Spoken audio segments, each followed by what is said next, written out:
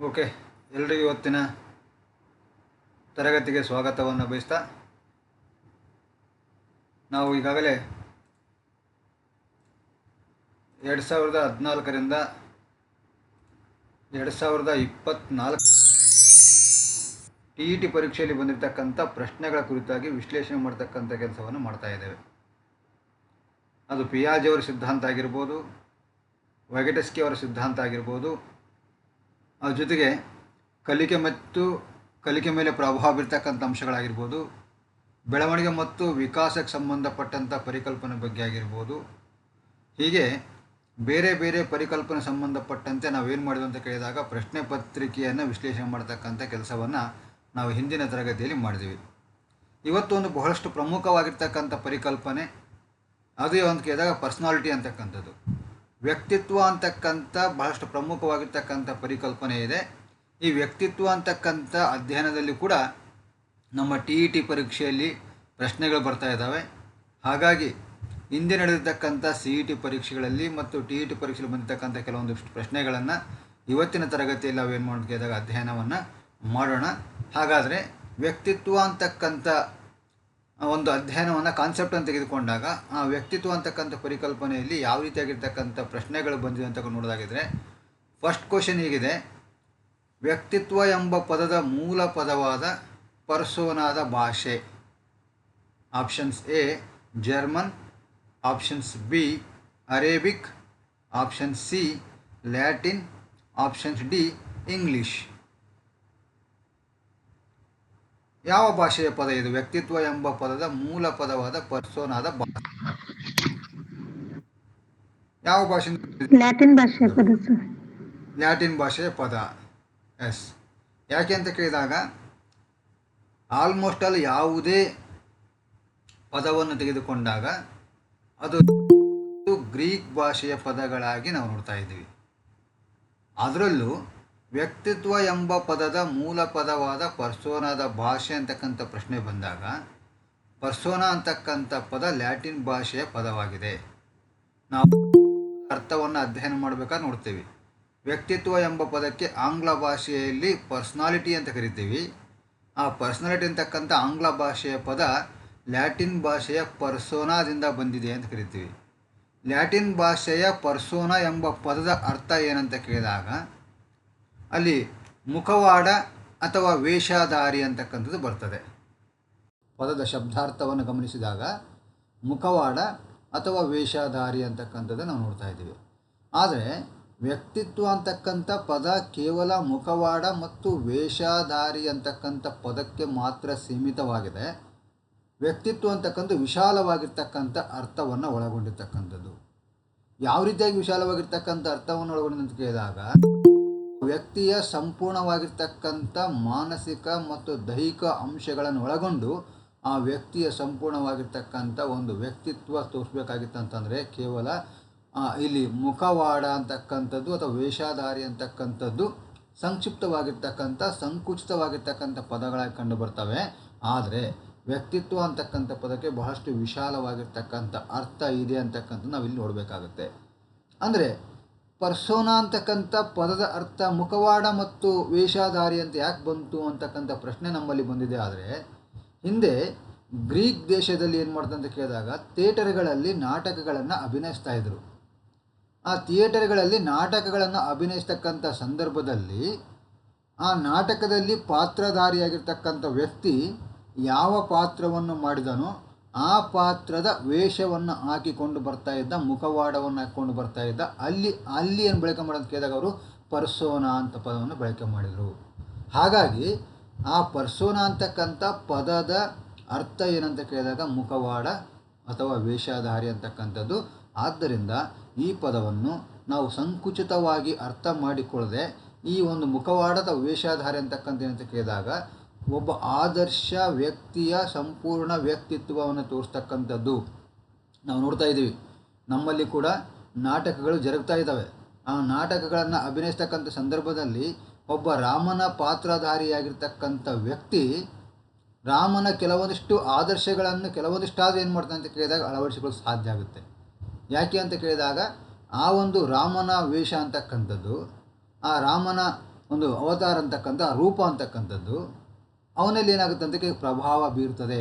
ಅದಕ್ಕೋಸ್ಕರವಾಗಿ ವ್ಯಕ್ತಿತ್ವ ಅಂತಕ್ಕಂಥ ಪದವನ್ನು ಕೇವಲ ಮುಖವಾಡ ಮತ್ತು ವೇಷಧಾರಿ ಅಂತಕ್ಕಂಥ 2 ಪದಗಳಿಗೆ ಮಾತ್ರ ಸೀಮಿತ ಮಾಡದೆ ಅದು ಬಹಳಷ್ಟು ವಿಶಾಲವಾಗಿರ್ತಕ್ಕಂಥ ಅರ್ಥವನ್ನು ಒಳಗೊಂಡಿರ್ತಕ್ಕಂಥ ನಾವಿಲ್ಲಿ ಗಮನಿಸಬೇಕಾಗತ್ತೆ. ಅದೇನೇ ಇರಲಿ, ನಮ್ಮ ಪ್ರಶ್ನೆ ಹೀಗಿದೆ: ವ್ಯಕ್ತಿತ್ವ ಎಂಬ ಪದದ ಮೂಲ ಪದವಾದ ಪರ್ಸೋನದ ಭಾಷೆ ಅಂತಕ್ಕಂಥದ್ದು ಇದು ಲ್ಯಾಟಿನ್ ಭಾಷೆಯಿಂದ ಬಂದಿರತಕ್ಕಂಥ ಪದ ಅಂತಕ್ಕಂಥ ನಾವಿಲ್ಲಿ ನೋಡ್ತಾ ಇದ್ದೀವಿ. ನೆಕ್ಸ್ಟ್ 2ನೇ ಪ್ರಶ್ನೆ: ವ್ಯಕ್ತಿತ್ವದ ಸ್ಥಿರಗುಣ ಸಿದ್ಧಾಂತವನ್ನು ಮೊದಲು ಪ್ರತಿಪಾದಿಸಿದ ಮನೋವಿಜ್ಞಾನಿ.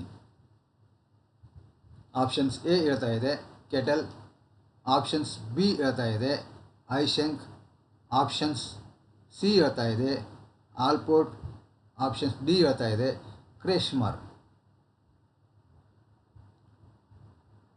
ಯಾರು ವ್ಯಕ್ತಿತ್ವದ ಸ್ಥಿರಗುಣ ಸಿದ್ಧಾಂತವನ್ನು ಮೊದಲು ಪ್ರತಿಪಾದಿಸಿರ್ತಕ್ಕಂಥ ಮನೋವಿಜ್ಞಾನಿ?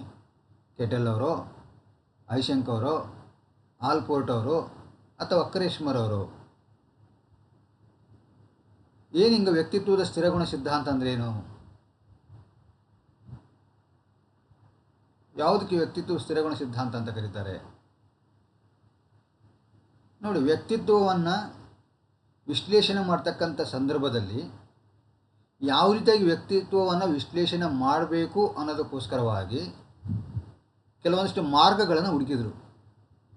ಆ ಮಾರ್ಗಗಳಿಗೆ ಅಂತ ಕರೀತಾರೆ ಅಂತ ಕೇಳಿದ್ರೆ ಉಪಕ್ರಮಗಳು ಅಂತ ಕರೀತಾರೆ, ವ್ಯಕ್ತಿತ್ವ ವಿಶ್ಲೇಷಣೆ ಉಪಕ್ರಮಗಳು ಅಂತ ಕರೀತಾರೆ, ಅಥವಾ ವ್ಯಕ್ತಿತ್ವ ವಿಶ್ಲೇಷಣೆಯ ಮಾರ್ಗಗಳು ಅಂತ ಕರೀತಾರೆ, ಅಥವಾ ವ್ಯಕ್ತಿತ್ವ ವಿಶ್ಲೇಷಣೆಯ ಕ್ರಮಗಳು ಅಂತ ಕರೀತಾರೆ.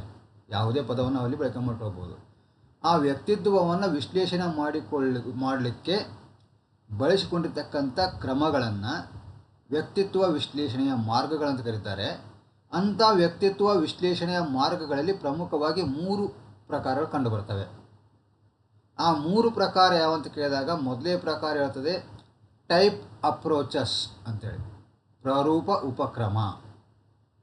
ಟೈಪ್ ಅಪ್ರೋಚಸ್, ಪ್ರರೂಪ ಉಪಕ್ರಮ.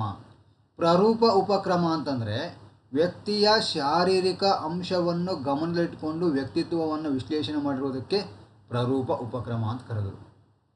ಶಾರೀರಿಕ ಅಂಶಗಳನ್ನು ಮಾತ್ರ ಇಲ್ಲಿ ಏನು ಮಾಡ್ತಾರೆ ಅಂತ ಕೇಳಿದಾಗ ಗಮನಿಸ್ತಾರೆ. ಆ ಶಾರೀರಿಕ ಅಂಶಗಳನ್ನು ಗಮನದಲ್ಲಿಟ್ಕೊಂಡು ಏನು ಮಾಡ್ತಾರೆ, ವ್ಯಕ್ತಿತ್ವವನ್ನು ವಿಶ್ಲೇಷಣೆ ಮಾಡ್ತಾರೆ. ಇದು ಈ ರೀತಿಯಾಗಿರ್ತಕ್ಕಂಥದ್ದು ಅಂತೇಳಿ ಅಂತಹ ಒಂದು ಪ್ರಕಾರಕ್ಕೆ ಪ್ರರೂಪ ಉಪಕ್ರಮ ಅಥವಾ ಟೈಪ್ ಅಪ್ರೋಚಸ್ ಅಂತ ಕರೀತಾರೆ.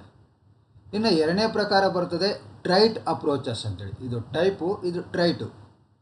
ಏನು ಟ್ರೈಟ್ ಅಪ್ರೋಚಸ್ ಅಂತಂದಾಗ ಸ್ಥಿರ ಗುಣ ಸಿದ್ಧಾಂತ ಅಥವಾ ವಿಶೇಷ ಗುಣ ಸಿದ್ಧಾಂತ ಅಥವಾ ವಿಶಿಷ್ಟ ಗುಣ ಸಿದ್ಧಾಂತ. ನೋಡಿ, ಯಾವುದಾದ್ರು ಕರಿಬೋದು.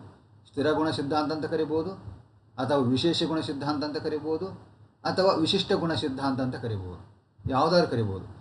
ಒಬ್ಬ ವ್ಯಕ್ತಿಯಲ್ಲಿರ್ತಕ್ಕಂಥ ವಿಶಿಷ್ಟವಾಗಿರ್ತಕ್ಕಂಥ ಗುಣಲಕ್ಷಣಗಳಿಗೆ ಆಧಾರವಾಗಿ ವ್ಯಕ್ತಿತ್ವವನ್ನು ವಿಶ್ಲೇಷಣೆ ಮಾಡಲಿಕ್ಕೆ ಬಳಕೆ ಮಾಡಿಕೊಂಡಿರ್ತಕ್ಕಂಥ ಸರ್ ವಾಯ್ಸ್ ಬ್ರೇಕ್ ಆಗತ್ತದ್ರಿ. ಎಸ್ ಅಮ್ಮ, ಓಕೆ, ಅದು ನೆಟ್ವರ್ಕ್ ಪ್ರಾಬ್ಲಮ್ ಇರ್ತದೆ. ಓಕೆ, ಸ್ಥಿರ ಗುಣ ಅಂತಕ್ಕಂಥದ್ದು ವ್ಯಕ್ತಿಯಲ್ಲಿರ್ತಕ್ಕಂಥ ವಿಶೇಷವಾಗಿರ್ತಕ್ಕಂಥ ಗುಣವನ್ನು ಆಧಾರವಾಗಿಟ್ಕೊಂಡು ಅಥವಾ ವಿಶಿಷ್ಟವಾಗಿರ್ತಕ್ಕಂಥ ಗುಣವನ್ನು ಆಧಾರವಾಗಿಟ್ಕೊಂಡು ವ್ಯಕ್ತಿತ್ವವನ್ನು ವಿಶ್ಲೇಷಣೆ ಮಾಡಲಿಕ್ಕೆ ಬಳಸಿಕೊಂಡಿರ್ತಕ್ಕಂಥ ಮಾರ್ಗವನ್ನು ಏನು ಕರೀತಾರೆ ಅಂತ ಕೇಳಿದ್ರೆ ಸ್ಥಿರ ಗುಣ ಸಿದ್ಧಾಂತ ಅಥವಾ ವಿಶಿಷ್ಟ ಗುಣಗಳ ಸಿದ್ಧಾಂತ ಅಂತ ಕರೀತಾರೆ. ಇನ್ನು 3ನೇ ಪ್ರಕಾರ ನೋಡೋದಾಗಿದ್ರೆ ಫ್ಯಾಕ್ಟರ್ಸ್ ಅಪ್ರೋಚಸ್ ಅಂತ ಕರೀತಾರೆ. ಫ್ಯಾಕ್ಟರ್ಸ್ ಅಪ್ರೋಚಸ್, ಕಾರಕ ಉಪಕ್ರಮ ಅಂತೇಳಿ. ಏನು ಕಾರಕ ಉಪಕ್ರಮ ಅಂತಂದಾಗ ಒಬ್ಬ ವ್ಯಕ್ತಿಯಲ್ಲಿ ಕಂಡು ಬರ್ತಕ್ಕಂಥ ಅಂಶಗಳು, ವ್ಯಕ್ತಿತ್ವದ ಅಂಶಗಳು. ಆ ವ್ಯಕ್ತಿತ್ವದ ಅಂಶಗಳನ್ನು ಆಧಾರವಾಗಿಟ್ಟುಕೊಂಡು ವಿಂಗಡಣೆ ಮಾಡಿರ್ತಕ್ಕಂಥದ್ದು ಅಥವಾ ವಿಶ್ಲೇಷಣೆ ಮಾಡಿರ್ತಕ್ಕಂಥ ಒಂದು ಮಾರ್ಗ ಅದೇ ಯಾವುದಪ್ಪ ಅಂತ ಕೇಳಿದ್ರೆ ಕಾರಕ ಉಪಕ್ರಮ. ಈ ರೀತಿಯಾಗಿ ವ್ಯಕ್ತಿತ್ವವನ್ನು ವಿಶ್ಲೇಷಣೆ ಮಾಡಬೇಕಾಗಿತ್ತಂತಂದರೆ 3 ಪ್ರಕಾರದ ಮಾರ್ಗಗಳನ್ನು ಅನುಸರಿಸಿರು. ಆ 3 ಪ್ರಕಾರದ ಮಾರ್ಗಗಳಲ್ಲಿ 2ನೇ ಪ್ರಕಾರವಾಗಿರ್ತಕ್ಕಂಥ ಅಂತ ಕೇಳಿದಾಗ ಅದು ಸ್ಥಿರ ಗುಣ ಉಪಕ್ರಮ ಅಥವಾ ಸ್ಥಿರ ಗುಣ ಸಿದ್ಧಾಂತ ಅಂತ ಕರೀತಾರೆ. ಆ ಸ್ಥಿರ ಗುಣ ಸಿದ್ಧಾಂತದಲ್ಲಿ ಒಂದಿಷ್ಟು ಮನೋವಿಜ್ಞಾನಿಗಳು ಏನು ಮಾಡ್ತಾರೆ ಅಂತ ಕೇಳಿ ತಮ್ಮ ಸಿದ್ಧಾಂತವನ್ನು ಮಂಡಿಸಿದ್ದಾರೆ. ಹಾಗೆಯೇ ಮೊದಲೇ ಪ್ರಕಾರ ಪ್ರರೂಪ ಉಪಕ್ರಮದಲ್ಲಿ ಕೆಲವೊಂದಿಷ್ಟು ಮನೋವಿಜ್ಞಾನಿ ಏನು ಮಾಡ್ತಾರೆ ಅಂತ ಕೇಳಿದಾಗ ತಮ್ಮ ಒಂದು ವ್ಯಕ್ತಿತ್ವ ವಿಶ್ಲೇಷಣೆಯನ್ನು ವರ್ಗೀಕರಣ ಮಾಡಿದ್ದಾರೆ. ಮತ್ತು ಕಾರಕ ಉಪಕ್ರಮದಲ್ಲಿ ಕೂಡ ಕೆಲವೊಂದಿಷ್ಟು ಮನೋವಿಜ್ಞಾನಿ ಮಾಡಿ ಅಂತ ಕೇಳಿದಾಗ ತಮ್ಮ ವಿಶ್ಲೇಷಣೆಯ ವರ್ಗೀಕರಣವನ್ನು ಮಾಡಿದ್ದಾರೆ.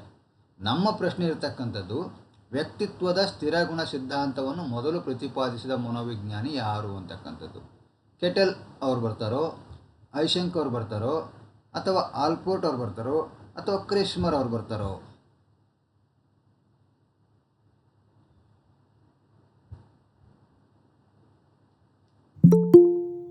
ನೋಡಿ, ಆಲ್ಫೋರ್ಡ್ sir. S, Allport. Okay, Allport ಅವ್ರದ ಸ್ಥಿರಗುಣ ಸಿದ್ಧಾಂತ ಯಾವುದು?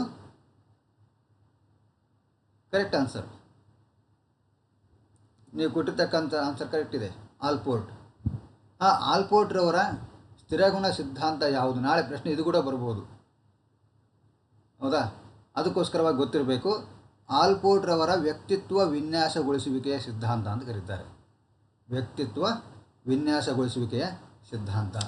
ಇನ್ನು ಕೆಟಲ್ರವ್ರು ಏನು ಮಾಡ್ತಾರೆ ಅಂತ ಕೇಳಿದಾಗ, ಇವ್ರದ್ದು ಕಾರಕ ಉಪಕ್ರಮ, 3ನೇ ಪ್ರಕಾರದಲ್ಲಿ ಬರ್ತಕ್ಕಂಥ ಕಾರಕ ಉಪಕ್ರಮದಲ್ಲಿ ಕೆಟಲ್ರವರ ಕಾರಕ ವಿಶ್ಲೇಷಣಾ ಸಿದ್ಧಾಂತ ಅಂತ ಬರ್ತದೆ. ಮತ್ತು ಅದೇ ಕಾರಕ ಉಪಕ್ರಮ 3ನೇ ಪ್ರಕಾರದಲ್ಲಿ ಬರ್ತಕ್ಕಂಥ ಐಶಂಕ್ ಅವರು ಬರ್ತದೆ. ಐಶಂಕ್ರವರ ಮೂಲಭೂತ ಆಯಾಮಗಳ ಸಿದ್ಧಾಂತ ಅಂತ ಬರ್ತದೆ. ಇನ್ನು ಕ್ರೇಶ್ಮರ್ ಅವ್ರದ್ದು ಅಂತ ಕೇಳಿದಾಗ ಮೊದಲೇ ಪ್ರಕಾರ ಪ್ರರೂಪ ಉಪಕ್ರಮ ಅಂತ ಕರೆದುವಲ್ಲ, ಆ ಪ್ರರೂಪ ಉಪಕ್ರಮದಲ್ಲಿ ಕ್ರೇಶ್ಮರ್ ಅವ್ರದ್ದು ಏನು ಮಾಡ್ತಾರೆ ಅಂತ ಕೇಳಿದಾಗ ವರ್ಗೀಕರಣ ಅಂತಕ್ಕಂಥದ್ದು ಬರ್ತದೆ. ಕ್ರೇಶ್ಮರ್ ಅವರು ವ್ಯಕ್ತಿತ್ವವನ್ನು ಯಾವುದೇ ವರ್ಗೀಕರಣ ಮಾಡ್ತಾರೆ ಅಂತ ಕೇಳಿದಾಗ ಶಾರೀರಿಕ ಅಂಶಗಳನ್ನು ಆಧಾರವಾಗಿಟ್ಕೊಂಡು ಏನು ಮಾಡ್ತಾರೆ, ಅವರು ವ್ಯಕ್ತಿತ್ವವನ್ನು ವರ್ಗೀಕರಣ ಮಾಡ್ತಾರೆ. 4 ಪ್ರಕಾರದಲ್ಲಿ ಏನು ಮಾಡ್ತಾರೆ, ವರ್ಗೀಕರಣ ಮಾಡ್ತಾರೆ ಕ್ರೇಶ್ಮರ್ ಅವರು. ಮೊದಲೇದಾಗಿ ಏನಂತ ಕರೀತಾರೆ, ಸ್ಥೂಲ ದೇಹಿಗಳು ಅಂತ ಕರೀತಾರೆ. ಆ ಸ್ಥೂಲ ದೇಹಿಗಳು ಯಾರಪ್ಪ ಅಂತ ಕೇಳಿದಾಗ ಕುಳ್ಳಗಿರ್ತಾರೆ, ಗಿಡ್ಡಕ್ಕಿರ್ತಾರೆ, ದಪ್ಪಗಿರ್ತಾರೆ, ಬಹಿರ್ಮುಖಿಗಳಾಗಿರ್ತಾರೆ, ಸಮಾಜದಲ್ಲಿ ಬೆರೆತುಕೊಳ್ತಾರೆ. ಇವ್ರು ಯಾರಂತ ಕೇಳಿದಾಗ ಕ್ರೇಶ್ಮರ್ ಅವರು ಅಂತಕ್ಕಂಥ, ಕ್ರೇಶ್ಮರ್ ಅವರ ಪ್ರಕಾರ ಮೊದಲೇ ಪ್ರಕಾರದ ವ್ಯಕ್ತಿತ್ವ ಒಳಗೊಂಡಿರ್ತಕ್ಕಂಥ ವ್ಯಕ್ತಿಗಳು ಅವರು ಸ್ಥೂಲ ದೇಹಿಗಳು. ಸನ್ನಿವೇಶಕ್ಕೆ ಏನು ಮಾಡ್ತಾರೆ ಅಂತ ಕೇಳಿದಾಗ ಹೊಂದಿಕೊಳ್ತಾರೆ. ಅದು ಹೆಂಗಿರ್ತದೆ, ಸನ್ನಿವೇಶ ಹೆಂಗಿರ್ತದೋ ಆ ರೀತಿಯಾಗಿ ನಾವು ಹೋಗಬೇಕು ಅಂತಕ್ಕಂಥ ಒಂದು ಮನೋಭಾವನೆ ಯಾರಲ್ಲಿ ಕಂಡು ಬರ್ತದೆ ಅಂತ ಕೇಳಿದಾಗ ಆ ಒಂದು ಸ್ಥೂಲ ದೇಹಿಗಳಲ್ಲಿ ಕಂಡು ಬರ್ತದೆ. ಇನ್ನು 2ನೇ ಪ್ರಕಾರ ಹೇಳ್ತಾರೆ ಪುಷ್ಟಿ ದೇಹಿಗಳು, ಅಂದರೆ ದಷ್ಟಪುಷ್ಟವಾಗಿ ಇರ್ತಕ್ಕಂಥ, ದೈಹಿಕವಾಗಿ ಆರೋಗ್ಯತವಾಗಿ ದಷ್ಟಪುಷ್ಟವಾಗಿರ್ತಕ್ಕಂಥ ಏನಪ್ಪ ಅಂತ ಕೇಳಿದಾಗ ಇವರು ಪುಷ್ಟಿ ದೇಹಿಗಳು ಅಂತ ಕರೀತಾರೆ. ಇನ್ನು 3ನೇ ಪ್ರಕಾರ ಹೇಳ್ತಾರೆ ಕೃಷಾದೇಹಿಗಳು. ಇವರು ಕೃಷಾದೇಹಿಗಳು ಹೆಂಗಿರ್ತಾರೆ ಅಂತ ಕೇಳಿದಾಗ ಇವರು ತೆಳ್ಳಗಿರ್ತಾರೆ, ಎತ್ತರ ಇರ್ತಾರೆ, ಆದರ್ಶವಾದಿಗಳಾಗಿರ್ತಾರೆ. ಯಾವ ಆದರ್ಶವನ್ನು ತಾವು ಇಟ್ಕೊಂಡಿದ್ದಾರೋ ಆ ಆದರ್ಶಕ್ಕೋಸ್ಕರವಾಗಿ ಕಟಿಬದ್ಧರಾಗಿರ್ತಾರೆ. ಎಂಥದೇ ಸನ್ನಿವೇಶ ಬಂದರೂ ಕೂಡ ಆದರ್ಶವನ್ನು ಬಿಟ್ಟುಕೊಡೋಕ್ಕೇನಾಗಲ್ಲ, ಸಾಧ್ಯ ಇಲ್ಲ. ಊಸರು ಒಳ್ಳೆ ಥರ ಆಗಬಾರ್ದು, ಸಮಾಜದಲ್ಲಿ ಯಾವ ರೀತಿಯಾಗಿದ್ದಾನೋ ಆ ರೀತಿಯಾಗಿ ನಾನು ಹೋಗಬಾರ್ದು, ನನ್ನ ಆದರ್ಶ ಏನಿದನೋ ಆ ಆದರ್ಶವನ್ನು ಬಿಟ್ಟು ಕೊಡಬಾರ್ದು ಅಂತಕ್ಕಂಥ ಒಂದು ವ್ಯಕ್ತಿತ್ವ ಎಲ್ಲಿ ಕಂಡು ಬರ್ತದೆ ಅಂತ ಕೇಳಿದಾಗ ಕೃಷಾದೇಹಿಗಳಲ್ಲಿ ಕಂಡು ಬರ್ತಕ್ಕಂಥದ್ದು. ಇವರು ಬಹಳಷ್ಟು ಏನಾಗಿರುತ್ತೆ ಅಂತ ಕೇಳಿದಾಗ ಆದರ್ಶವಾದಿಗಳ ಜೊತೆಯಲ್ಲಿ ಅಂತರ್ಮುಖಿಗಳು ಕೂಡ ಯಾರಾಗಿರ್ತಾರೆ ಅಂತ ಕೇಳಿದಾಗ ಕೃಷಾದೇಹಿಗಳಾಗಿರ್ತಾರೆ. ಇನ್ನು 4ನೇ ಪ್ರಕಾರ ಹೇಳ್ತದೆ ವಿರೂಪದೇಹಿಗಳು. ವಿರೂಪದೇಹಿಗಳು ಅಂತಂದಾಗ ಪ್ರಮಾಣಬದ್ಧಕ್ಕಿಂತ ಮೀರಿರ್ತಕ್ಕಂಥ ಶಾರೀರಿಕ ಒಂದು ಬೆಳವಣಿಗೆಯನ್ನು ಕೇಳಿದಾಗ ವಿರೂಪದೇಹಿಗಳು ಅಂತ ಕರೀತಾರೆ. ಸಾಮಾನ್ಯವಾಗಿರ್ತಕ್ಕಂಥ ದೈಹಿಕ ಸ್ಥಿತಿ ಇಲ್ಲದೆ ಅಸಾಮಾನ್ಯವಾಗಿರ್ತಕ್ಕಂಥ ಶಾರೀರಿಕವಾಗಿರ್ತಕ್ಕಂಥ ಬೆಳವಣಿಗೆ ಯಾರಿರ್ತಪ್ಪ ಅಂತ ಕೇಳಿದಾಗ ಅವರಲ್ಲಿರ್ತದೆ. ಅವರಿಗೆ ಅಂತ ಕರೀತಾರೆ ವಿರೂಪದೇಹಿಗಳು. ಈ ರೀತಿಯಾಗಿ ಕ್ರೇಶ್ಮರ್ ಅವರ ವರ್ಗೀಕರಣದಲ್ಲಿ 4 ಪ್ರಕಾರದ ವ್ಯಕ್ತಿತ್ವವನ್ನು ಒಳಗೊಂಡಿರ್ತಕ್ಕಂಥ ವ್ಯಕ್ತಿಗಳನ್ನು ವರ್ಗೀಕರಣ ಮಾಡ್ತಾರೆ. ಯಾವ ಆಧಾರದ ಮೇಲೆ ಅಂತ ಕೇಳಿದಾಗ ಅವರು ಶಾರೀರಿಕ ಅಂಶಗಳ ಆಧಾರದ ಮೇಲೆ ಸ್ಥೂಲ ದೇಹಿಗಳು, ಪುಷ್ಟಿ ದೇಹಿಗಳು, ಕೃಷಾದೇಹಿಗಳು ಮತ್ತು ವಿರೂಪದೇಹಿಗಳು ಅಂತಕ್ಕಂಥದ್ದು. ಇನ್ನು ಕೆಟಲ್ರವ್ರು ತೆಗೆದುಕೊಂಡಾಗ ಕಾರಕ ಅಂಶಗಳ ಸಿದ್ಧಾಂತ ಅಂತ ಬರ್ತದೆ. ಆ ಕಾರಕ ಅಂಶಗಳ ಸಿದ್ಧಾಂತ ಅಂತಕ್ಕಂಥ ಕೆಲವೊಂದಿಷ್ಟು ಫಾರ್ಮುಲಾ ಕೊಡ್ತಾರೆ. ಆ ಫಾರ್ಮುಲಾ ಪ್ರಕಾರ ಕೆಲವೊಂದಿಷ್ಟು ಅಂಶಗಳು, ಪ್ರಮುಖವಾಗಿರ್ತಕ್ಕಂಥ ಅಂಶಗಳ ಬಗ್ಗೆ ಅವರು ಏನು ಮಾಡ್ತಾರೆ ಅಂತ ಕೇಳಿದಾಗ ವ್ಯಕ್ತಿತ್ವ ಸಂಬಂಧಪಟ್ಟಂತೆ ವಿಚಾರಗಳನ್ನು ಮಂಡಿಸ್ತಾರೆ. ಇನ್ನು ಐಶಂಕ್ರವರು ಕೂಡ 3 ಮೂಲಭೂತವಾಗಿರ್ತಕ್ಕಂಥ ಅಂಶಗಳ ಸಿದ್ಧಾಂತ ಅಂತ ಕರೀತಾರೆ. ವ್ಯಕ್ತಿತ್ವಕ್ಕೆ ಸಂಬಂಧಪಟ್ಟಂಥ 3 ಮೂಲಭೂತವಾಗಿರ್ತಕ್ಕಂಥ ಅಂಶಗಳನ್ನು ಯಾರು ಕೊಟ್ಟರು ಅಂತ ಕೇಳಿದಾಗ ಇಲ್ಲಿ ಐಶಂಕ್ರವರು ಕೊಟ್ಟಿದ್ದಾರೆ. ಅದಕ್ಕೋಸ್ಕರವಾಗಿ ಅದಕ್ಕೆ ಅಂತ ಕರೀತಾರೆ ಅಂತ ಕೇಳಿದಾಗ ಐಶಂಕ್ರವರ 3 ಮೂಲಭೂತವಾದ ಆಯಾಮಗಳ ಸಿದ್ಧಾಂತ ಅಂತೇಳಿ ಇಲ್ಲಿ ಕರೀತಾರೆ. ಆ 3 ಮೂಲಭೂತವಾದ ಆಯಾಮಗಳು ಯಾವಂತ ಕೇಳಿದಾಗ ಮೊದಲನೇದಾಗಿ ಅಂತರ್ಮುಖಿ ಬಹಿರ್ಮುಖಿ ಅಂತ ಬರ್ತದೆ.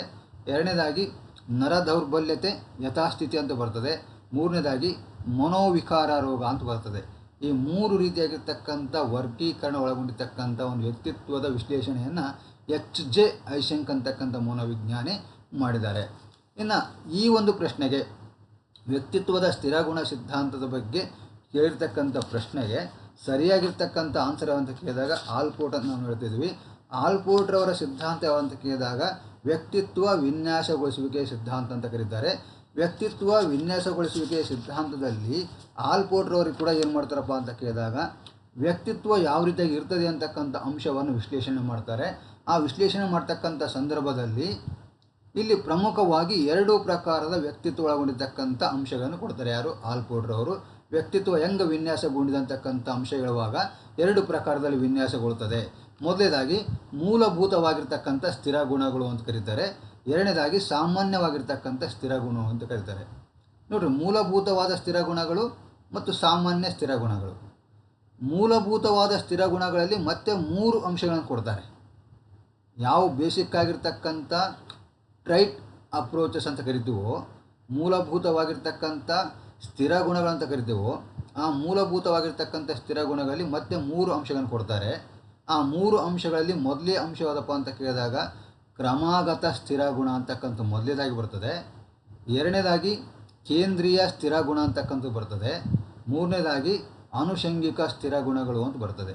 ಇವು 3 ಯಾವ ಅಂತ ಕೇಳಿದಾಗ ಮೂಲಭೂತವಾಗಿರ್ತಕ್ಕಂಥ ಸ್ಥಿರ ಗುಣಗಳು ಅಂತ ಕರೀತಾರೆ. ಇನ್ನು ಎರಡನೇದಾಗಿ ಸಾಮಾನ್ಯ ಸ್ಥಿರ ಗುಣಗಳು ಅಂತಂದಾಗ ಅಲ್ಲಿ ಮತ್ತೆ 3 ಅಂಶಗಳನ್ನು ಕೊಡ್ತಾರೆ. ಸಮಾನವಾದ ವಿಶಿಷ್ಟ ಲಕ್ಷಣಗಳು ಅಥವಾ ಸ್ಥಿರ ಗುಣಗಳು ಅಂತ ಕರೀತಾರೆ.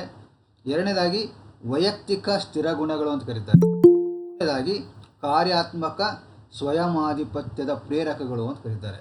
ಹೀಗೆ ಆಲ್ಪೋರ್ಟ್ರವರು ಏನು ಮಾಡ್ತಾರೆ ಅಂತ ಕೇಳಿದಾಗ ವ್ಯಕ್ತಿತ್ವದ ವಿನ್ಯಾಸಗೊಳಿಸುವಿಕೆಯ ಸಿದ್ಧಾಂತವನ್ನು ಮಂಡಿಸ್ತಾರೆ. ಆ ವ್ಯಕ್ತಿತ್ವ ವಿನ್ಯಾಸಗೊಳಿಸುವಿಕೆಯ ಸಿದ್ಧಾಂತ ಎಲ್ಲಿ ಕಂಡು ಬರ್ತಪ್ಪ ಅಂತ ಕೇಳಿದಾಗ ವ್ಯಕ್ತಿತ್ವದ ಸ್ಥಿರಗುಣ ಸಿದ್ಧಾಂತದಲ್ಲಿ ಕಂಡುಬರುತ್ತದೆ. ಅದಕ್ಕೋಸ್ಕರವಾಗಿ ವ್ಯಕ್ತಿತ್ವದ ಸ್ಥಿರಗುಣ ಸಿದ್ಧಾಂತವನ್ನು ಮೊದಲು ಪ್ರತಿಪಾದಿಸಿದ ಮನೋವಿಜ್ಞಾನಿ ಯಾರಂತ ಕೇಳಿದಾಗ ಇಲ್ಲಿ ಆಲ್ಪೋರ್ಟ್ ಅಂತಕ್ಕಂಥದ್ದು ಸರಿಯಾದ ಆನ್ಸರ್ ಆಗುತ್ತೆ. ನೆಕ್ಸ್ಟ್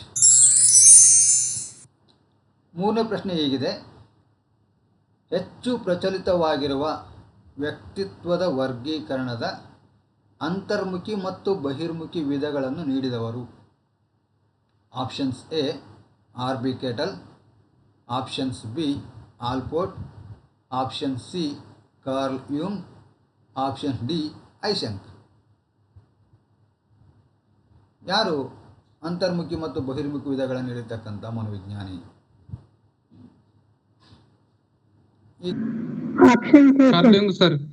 ಯಾವುದು? ಹೇಳಿ. Option C Carl Jung sir. Carl Jung ಹೌದಾ? ಕರೆಕ್ಟ್ ಇದೆ ಆನ್ಸರಾ? ಆರ್.ಬಿ. ಬಗ್ಗೆ ನಮ್ಗೆ ಗೊತ್ತಾಯ್ತು. ಈಗ ಕಾರಕ ವಿಶ್ಲೇಷಣೆ ಸಿದ್ಧಾಂತ ಅಂತಕ್ಕಂಥದ್ದು ಇವ್ರದ್ದು. ಆಲ್ಪೋರ್ಟ್ ಅವ್ರಿಗೆ ಗೊತ್ತಾಯ್ತು ವ್ಯಕ್ತಿತ್ವ ವಿನ್ಯಾಸಗೊಳಿಸುವಿಕೆಯ ಸಿದ್ಧಾಂತ ಅಂತಕ್ಕಂಥ ಇವ್ರದ್ದು. ಐಸೆನ್ಕ್ ಅವ್ರದ್ದು ವ್ಯಕ್ತಿತ್ವದ 3 ಮೂಲಭೂತವಾದ ಆಯಾಮಗಳ ಸಿದ್ಧಾಂತ ಅಂತಕ್ಕಂಥದ್ದು ಅಂತರ್ಮುಖಿ ಬಹಿರ್ಮುಖಿ. ಹೌದಾ? ಫಸ್ಟ್ ಪ್ರಕಾರ ಯಾವುದು? ಅಂತರ್ಮುಖಿ ಬಹಿರ್ಮುಖಿ. ಎರಡನೇ ಪ್ರಕಾರ ನರ ದೌರ್ಬಲ್ಯ ಮತ್ತು ಯಥಾಸ್ಥಿತಿ. ಮೂರನೇ ಪ್ರಕಾರ ಮನೋವಿಕಾರ ರೋಗ. ಯಾರು ಕೊಡ್ತಾರೆ ಇದನ್ನು? ಐಸೆನ್ಕ್ ಕೊಡ್ತಾನೆ. ಹಂಗಂದ್ರೆ ಈಗ ಹೇಳ್ಬೇಕು ನಾವು ಅಂತರ್ಮುಖಿ ಮತ್ತು ಬಹಿರ್ಮುಖಿ ವಿಧಗಳು ನೀಡಿದವರು ಯಾರು ಅಂತ. ಕಾರ್ಲ್ ಯುಂಗ್ ಕರೆಕ್ಟೋ ಅಥವಾ ಐಸೆನ್ಕ್ ಕರೆಕ್ಟೋ? ಕಾರ್ಲ್ ಯುಂಗ್ ಕರೆಕ್ಟಾ? ಕಾರ್ಯುಂಗ್. ಯಾಕೆ ಕಾರ್ಲಿಂಗ್ ಕರೆಕ್ಟು? ನೋಡಿ, ಮೊದಲ ಬಾರಿಗೆ ಪ್ರರೂಪ ಉಪಕ್ರಮವನ್ನು ತೆಗೆದುಕೊಂಡಾಗ ಶಾರೀರಿಕವಾದ ಅಂಶಗಳನ್ನು ಆಧಾರವಾಗಿಟ್ಟುಕೊಂಡು ವ್ಯಕ್ತಿತ್ವ ವಿಶ್ಲೇಷಣೆ ಮಾಡ್ತಕ್ಕಂಥ ಸಂದರ್ಭದಲ್ಲಿ ಕಾರ್ಲ್ ಯುಂಗ್ ಅವರು ಏನು ಮಾಡ್ತಾರಪ್ಪ ಅಂತ ಕೇಳಿದಾಗ ಅಂತರ್ಮುಖಿಗಳು ಮತ್ತು ಬಹಿರ್ಮುಖಿಗಳು ಅಂತಕ್ಕಂಥ ವರ್ಗೀಕರಣವನ್ನು ಕೊಡ್ತಾರೆ. ಅದಕ್ಕೋಸ್ಕರವಾಗಿ ಇದಕ್ಕೆ ಕಾರ್ಲ್ ಯುಂಗ್ ರವರ ವರ್ಗೀಕರಣಕ್ಕೆ ಏನಂತ ಕರೀತಾರೆ ಅಂತ ಕೇಳಿದಾಗ ಮನೋವೈಜ್ಞಾನಿಕ ವರ್ಗೀಕರಣ ಅಂತ ಕರೀತಾರೆ. ನೋಡ್ರಿ, ಒಬ್ಬೊಬ್ಬ ಮನೋವಿಜ್ಞಾನಿಯ ವರ್ಗೀಕರಣವನ್ನು ಒಂದೊಂದು ಪ್ರಕಾರ ಕರೀತಾರೆ. ಇಲ್ಲಿ ಕಾರ್ಲ್ ಯುಂಗ್ ರವರ ವರ್ಗೀಕರಣವನ್ನು ಮನೋವೈಜ್ಞಾನಿಕವಾಗಿರ್ತಕ್ಕಂಥ ವರ್ಗೀಕರಣ ಅಂತ ಕರೀತಾರೆ. ಅದಕ್ಕೋಸ್ಕರವಾಗಿ ನಮ್ಗೆ ಗೊತ್ತಿರಬೇಕು. ಈ ಹಿಂದಿನ ಪ್ರಶ್ನೆಯಲ್ಲಿ ನಾವು ಏನು ಮಾಡಿದ್ವಿ ಅಂತ ಕೇಳಿದಾಗ ಕ್ರೇಶ್ಮರ್ ಅವರ ವರ್ಗೀಕರಣ ಅಂತ ಅಧ್ಯಯನ ಮಾಡಿದ್ವಲ್ಲ, ಆ ಕ್ರೇಶ್ಮರ್ ಅವರ ವರ್ಗೀಕರಣಕ್ಕೆ ಏನಂತ ಕರೀತಾರೆ ಅಂತ ಕೇಳಿದಾಗ ಜೈವಿಕ ವರ್ಗೀಕರಣ ಅಂತ ಕರೀತಾರೆ. ಇದಕ್ಕೆ ಮನೋವೈಜ್ಞಾನಿಕ ವರ್ಗೀಕರಣ ಅಂತ ಕರೀತಾರೆ. ಗೊತ್ತಿರಬೇಕು ನಿಮ್ಗೆ, ಯಾಕಂದ್ರೆ ನಾಳೆ ಪ್ರಶ್ನೆ ಕಾರ್ಲ್ ಯುಂಗ್ ರವರ ಬಗ್ಗೆ ಮನೋವೈಜ್ಞಾನಿಕ ವರ್ಗೀಕರಣ ಕೊಟ್ಟಂಥ ಮನೋವಿಜ್ಞಾನಿ ಯಾರಂತ ಬರ್ಬೋದು. ಕ್ರೇಶ್ಮರ್ ಅವರ ಬಗ್ಗೆ ಜೈವಿಕ ವರ್ಗೀಕರಣ ಕೊಟ್ಟಿರ್ತಕ್ಕಂಥ ಮನೋವಿಜ್ಞಾನಿ ಯಾರಂತ ಬರ್ಬೋದು. ಅದಕ್ಕೋಸ್ಕರವಾಗಿ ಅವುಗಳಿರ್ತಕ್ಕಂಥ ಹೆಸರುಗಳು ಕೂಡ ನಿಮಗೇನಾಗಬೇಕಂತ ಕೇಳಿದಾಗ ಗೊತ್ತಿರಬೇಕಾಗುತ್ತೆ. ಅದಕ್ಕೋಸ್ಕರ ಈ ಒಂದು ಪ್ರಶ್ನೆಗೆ ಸರಿಯಾಗಿರ್ತಕ್ಕಂಥ ಆನ್ಸರ್ ಅಂತ ಕೇಳಿದಾಗ ಅದು ಕಾರ್ಲ್ ಯುಂಗ್ ಅಂತಕ್ಕಂಥದ್ದು. ಅಂತರ್ಮುಖಿ ಮತ್ತು ಬಹಿರ್ಮುಖಿ ಅಂತಕ್ಕಂಥ ವಿಧಗಳನ್ನು ಕೊಟ್ಟಿದ್ದಾರೆ. ಹಾಗೆ ಮುಂದುವರೆದು ಅವ್ರು ಏನು ಮಾಡಿದಾರಪ್ಪ ಅಂತ ಕೇಳಿದಾಗ ಅಂತರ್ಮುಖಿ, ಬಹಿರ್ಮುಖಿ, ಅದಾದಮೇಲೆ ಮೂರನೇದಾಗಿ ದ್ವಿಮುಖಿಗಳು ಅಂತಕ್ಕಂಥ ಕೂಡ ಏನು ಮಾಡ್ತಾರೆ ಅಂತ ಕೇಳಿದಾಗ ಆ್ಯಡ್ ಮಾಡ್ತಾರೆ, ಅಥವಾ ಉಭಯಮುಖಿಗಳು ಅಂತೇಳಿ ನಾವು ಇಲ್ಲಿ ಕರಿಬೋದಾಗಿದೆ. ನೆಕ್ಸ್ಟ್ 4ನೇ ಪ್ರಶ್ನೆ, ಅಂತರ್ಮುಖಿ ಮತ್ತು ಬಹಿರ್ಮುಖಿ ಎರಡೂ ಗುಣಲಕ್ಷಣಗಳನ್ನು ಹೊಂದಿರುವ ವ್ಯಕ್ತಿಯನ್ನು ಡ್ಯಾಶ್ ಎಂದು ಕರೆಯುವರು. ಆಪ್ಷನ್ಸ್ ಎ ಬಹಿರ್ಮುಖಿ, ಆಪ್ಷನ್ಸ್ ಬಿ ಉಭಯಮುಖಿ, ಆಪ್ಷನ್ ಸಿ ಅಂತರ್ಮುಖಿ, ಆಪ್ಷನ್ ಡಿ ಪ್ರಸಾಮಾನ್ಯ ದೇಹಿ.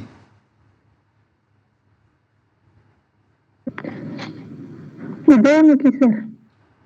ಆಪ್ಷನ್ಸ್ ಬಿ ಉಭಯಮುಖಿ. ನಮ್ಮ ಪ್ರಶ್ನೆಯಲ್ಲಿ ಆನ್ಸರ್ ಇರೋದ್ರಿಂದ ಅಂತರ್ಮುಖಿ ಮತ್ತು ಬಹಿರ್ಮುಖಿ ಎರಡೂ ಗುಣಲಕ್ಷಣ ಹೊಂದಿರತಕ್ಕಂಥ ವ್ಯಕ್ತಿ, ಎರಡೂ ಹೊಂದಿರತಕ್ಕಂಥವ್ರು ಅಂತ ಕೇಳಿದಾಗ ಎಸ್ ದ್ವಿಮುಖಿಗಳಂತ ಕರಿಬಹುದು ಅಥವಾ ಉಭಯಮುಖಿಗಳಂತ ಕರಿಬಹುದು. ಅದಕ್ಕೋಸ್ಕರವಾಗಿ ಆಪ್ಷನ್ಸ್ ಬಿ ಉಭಯಮುಖಿ ಅಂತಕ್ಕಂಥ ಇಲ್ಲಿ ಸರಿಯಾಗಿರ್ತಕ್ಕಂಥ ಉತ್ತರ ಅಂತಕ್ಕಂಥ ನೋಡಬೇಕಾಗುತ್ತೆ. ನೆಕ್ಸ್ಟ್ 5ನೇ ಪ್ರಶ್ನೆ ನೋಡೋದಾಗಿದ್ದರೆ, ವ್ಯಕ್ತಿತ್ವ ವಿಧಗಳ ಸಿದ್ಧಾಂತವನ್ನು ಮೊಟ್ಟ ಮೊದಲು ಪ್ರತಿಪಾದಿಸಿದವರು. Options A Jung, options B Kretschmer, option C Hippocrates, option D Seldon.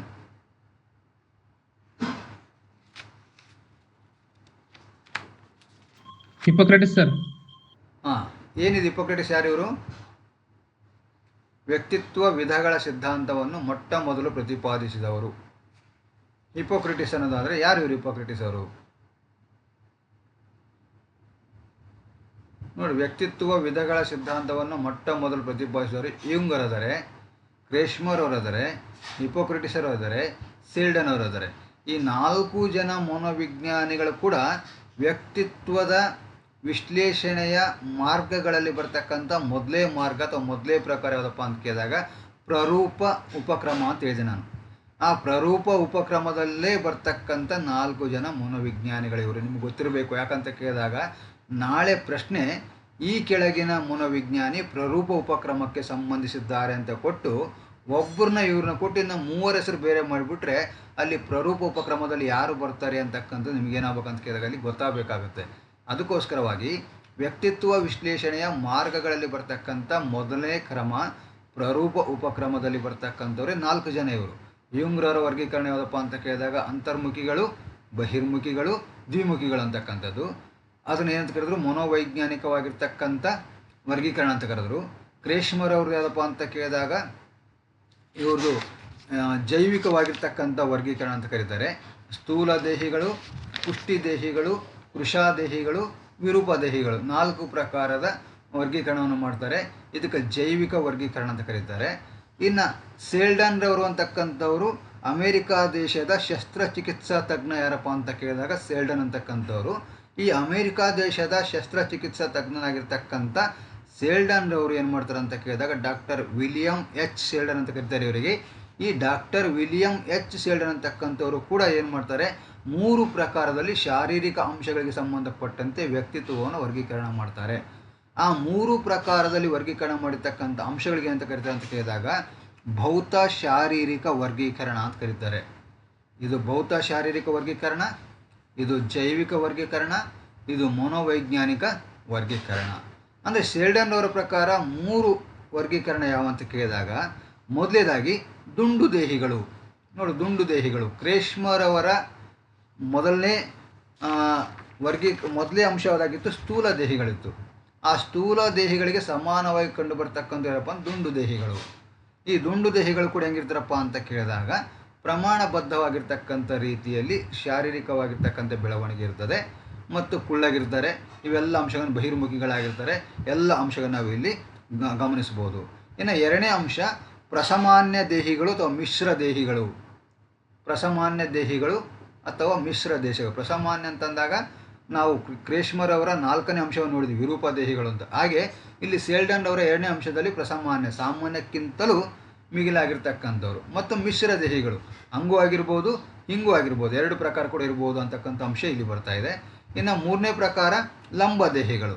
ಕ್ರೇಶ್ಮರ್ ಅವರ ಪ್ರಕಾರ ಕೃಷಾದೇಹಿಗಳು ಯಾವ ರೀತಿಯಾಗಿದ್ದರೋ ಹಾಗೆ ಸೆಲ್ಡನ್ರ ಪ್ರಕಾರ ಲಂಬದೇಹಿಗಳು ಅಂತಕ್ಕಂಥ ಇಲ್ಲಿ ಬರ್ತಾ ಇದೆ. ಇದಕ್ಕೆ ಭೌತ ಶಾರೀರಿಕ ವರ್ಗೀಕರಣ ಅಂತ ಕರೀತಾರೆ, ಇದಕ್ಕೆ ಜೈವಿಕ ವರ್ಗೀಕರಣ ಅಂತ ಕರೀತಾರೆ, ಯುಂಗ್ರವ್ರದ್ದು ಮನೋವೈಜ್ಞಾನಿಕ ವರ್ಗೀಕರಣ ಅಂತ ಕರೀತಾರೆ. ಆದರೆ ನಮ್ಮ ಪ್ರಶ್ನೆಗೆ ವ್ಯಕ್ತಿತ್ವ ವಿಧಗಳ ಸಿದ್ಧಾಂತವನ್ನು ಮೊಟ್ಟ ಮೊದಲು ಪ್ರತಿಪಾದಿಸೋರು ಎಲ್ಲರಲ್ಲಿ ಇರ್ಬೋದು, ಎಲ್ಲರೂ ಅವರೇ. ಆದರೆ ಇವರೆಲ್ಲರಲ್ಲಿ ಪ್ರಥಮವಾಗಿ ವ್ಯಕ್ತಿತ್ವ ವಿಧಗಳ ಸಿದ್ಧಾಂತವನ್ನು ಮಂಡಿಸಿದ್ದಾರೆ ಅಂತ ಕೇಳಿದಾಗ ಈಗಾಗಲೇ ಆನ್ಸರ್ ಮಾಡಿದರೆ ನೀವು, ಅದನ್ನು ಯಾವುದಪ್ಪ ಅಂತ ಕೇಳಿದಾಗ ಹಿಪೋಕ್ರೆಟಿಸ್ ಅಂತಕ್ಕಂಥದ್ದು. ಏನಿದೆ ಹಿಪೋಕ್ರೆಟಿಸ್ ಅಂತಂದಾಗ ಗ್ರೀಕ್ ದೇಶದ ಒಬ್ಬ ಶ್ರೇಷ್ಠ ವೈದ್ಯ ಯಾರಪ್ಪ ಅಂತ ಕೇಳಿದಾಗ ಹಿಪೋಕ್ರೆಟಿಸ್ ಅಂತಕ್ಕಂಥವ್ರು. ಆ ಗ್ರೀಕ್ ದೇಶದ ಶ್ರೇಷ್ಠ ವೈದ್ಯನಾಗಿರ್ತಕ್ಕಂಥ ಹಿಪೋಕ್ರೆಟಿಸು ಆಧುನಿಕ ವೈದ್ಯಕೀಯ ಶಾಸ್ತ್ರದ ಪಿತಾಮಹ ಅಂತ ಯಾರಿಗೆ ಕರೀತಾರೆ ಅಂತ ಕೇಳಿದಾಗ ಹಿಪೋಕ್ರೆಟಿಸ್ರವರಿಗೆ ಕರೀತಾರೆ. ಈ ಹಿಪೋಕ್ರೆಟಿಸ್ರವರ ವರ್ಗೀಕರಣವನ್ನು ಗೆಲೆನ್ರವರ ವರ್ಗೀಕರಣ ಅಂತಲೂ ಕೂಡ ಕರೀತಾರೆ, ನಮಗೆ ಗೊತ್ತಿರಬೇಕು. ಗೆಲೆನ್ರವರ ವರ್ಗೀಕರಣ ಅಂತ ಕೂಡ ಕರೀತಾರೆ. ಮತ್ತು ಇವರ ವರ್ಗೀಕರಣಕ್ಕೆ ಪ್ರಕೃತಿ ಭಾವದ ವರ್ಗೀಕರಣ ಅಂತಾರೆ.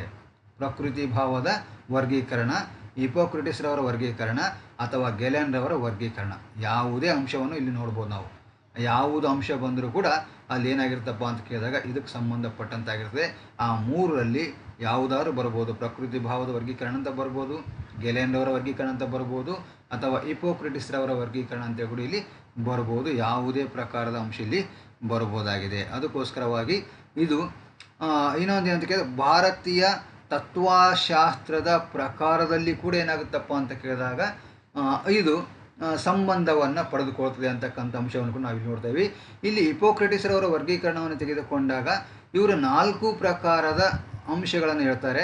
ಮೊದಲನೇದಾಗಿ ಸಾತ್ವಿಕರು ಅಂತ ಕರೀತಾರೆ, ಎರಡನೇದಾಗಿ ವಿಷಣ್ಣರು ಅಂತ ಕರೀತಾರೆ, ಮೂರನೇದಾಗಿ ರಜೋಗುಣಿಗಳು ಅಂತ ಕರೀತಾರೆ, ನಾಲ್ಕನೇದಾಗಿ ತಾಮಸಿಕರು ಅಂತ ಕರೀತಾರೆ. ಈ 4 ಪ್ರಕಾರದ ವ್ಯಕ್ತಿತ್ವ ವರ್ಗೀಕರಣ ಕೊಟ್ಟರೆ ಅಂತ ಕೇಳಿದಾಗ ಗ್ರೀಕ್ ದೇಶದ ಹಿಪೋಕ್ರೆಟಿಸ್ ಅಂತಕ್ಕಂಥ ವೈದ್ಯಶಾಸ್ತ್ರ ವೈದ್ಯ ಅಂತಕ್ಕಂಥ ನಾವಿಲ್ಲಿ ನೋಡ್ಬೋದಾಗಿದೆ. ನೆಕ್ಸ್ಟ್ ಪ್ರಶ್ನೆಯನ್ನು ನೋಡೋದಾಗಿದ್ದರೆ, ಫ್ರಾಯ್ಡ್ರವರ ಪ್ರಕಾರ ವ್ಯಕ್ತಿತ್ವದ ಅಂಶಗಳಲ್ಲಿ ತತ್ಕ್ಷಣದ ಇಚ್ಛಾತೃಪ್ತಿಯ ತತ್ವದ ಮೇಲೆ ಕಾರ್ಯನಿರ್ವಹಿಸುವುದು. ಆಪ್ಷನ್ಸ್ ಎ ಇದ್, ಆಪ್ಷನ್ಸ್ ಬಿ ಈಗೋ, ಆಪ್ಷನ್ ಸಿ ಸೂಪರ್ ಈಗೋ, ಆಪ್ಷನ್ಸ್ ಡಿ ಪ್ರಜ್ಞಾವಸ್ಥೆ.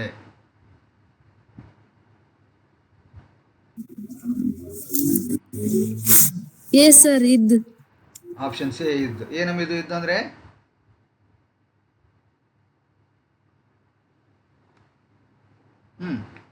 ಸಿಗ್ಮಂಡ್ ಫ್ರಾಯ್ಡ್ ರವರ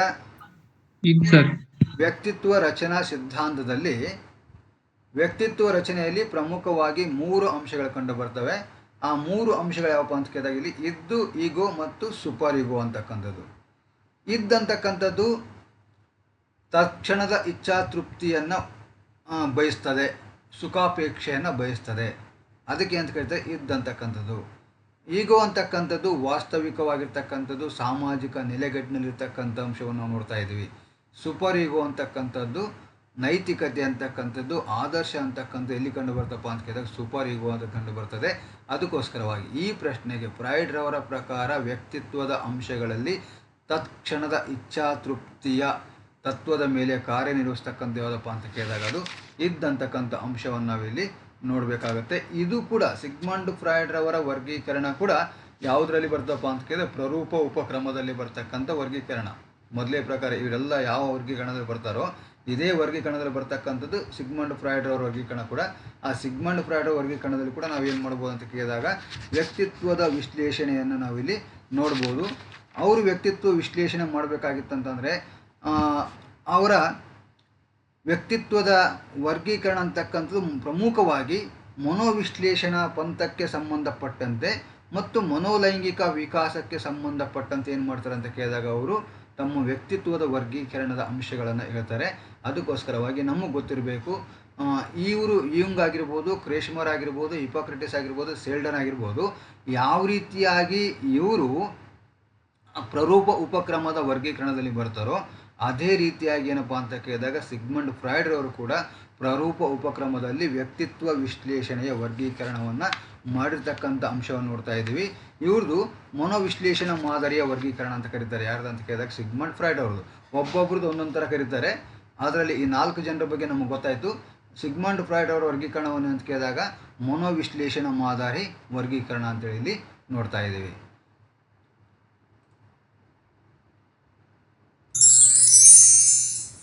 ನೆಕ್ಸ್ಟ್, ಈಡಿಪಸ್ ಕಾಂಪ್ಲೆಕ್ಸ್ ಎಂಬ ವರ್ತನಾ ವಿನ್ಯಾಸದಲ್ಲಿ ಯಾವ ಲಕ್ಷಣ ಕಂಡುಬರ್ತದೆ?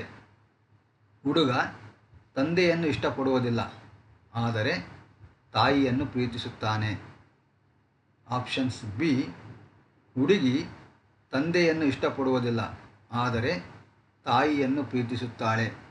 ಆಪ್ಷನ್ ಸಿ, ಹುಡುಗಿ ತಾಯಿಯನ್ನು ಇಷ್ಟಪಡುವುದಿಲ್ಲ, ಆದರೆ ತಂದೆಯನ್ನು ಪ್ರೀತಿಸುತ್ತಾಳೆ. ಆಪ್ಷನ್ ಡಿ, ಹುಡುಗ ಹುಡುಗಿ ತಂದೆ ತಾಯಿ ಇಬ್ಬರನ್ನು ಇಷ್ಟಪಡುತ್ತಾರೆ.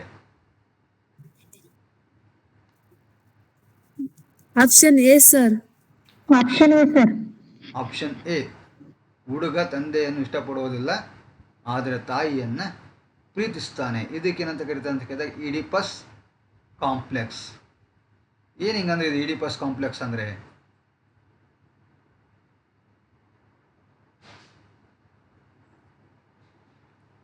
ಇನ್ನೊಂದಿದೆ ಹೌದಾ, ಹುಡುಗಿ ತಂದೆಯನ್ನು ಇಷ್ಟಪಡುವುದಿಲ್ಲ, ಆದರೆ ತಾಯಿಯನ್ನು ಪ್ರೀತಿಸುತ್ತಾಳೆ. ಕರೆಕ್ಟಾ ಇದು? ಹುಡುಗಿ ತಾಯಿಯನ್ನು ಇಷ್ಟಪಡುವುದಿಲ್ಲ, ಆದರೆ ತಂದೆಯನ್ನು ಪ್ರೀತಿಸುತ್ತಾಳೆ. ಇದಕ್ಕೇನಂತ ಕರಿಬೇಕು? ಆಪ್ಷನ್ ಸಿ ಇದೆ, ಹುಡುಗಿ ತಾಯಿಯನ್ನು ಇಷ್ಟಪಡುವುದಿಲ್ಲ, ಆದರೆ ತಂದೆಯನ್ನು ಪ್ರೀತಿಸುತ್ತಾಳೆ. ಇಂಥ ಭಾವನೆಗೆ ಅಂತ ಕರಿಬೇಕು?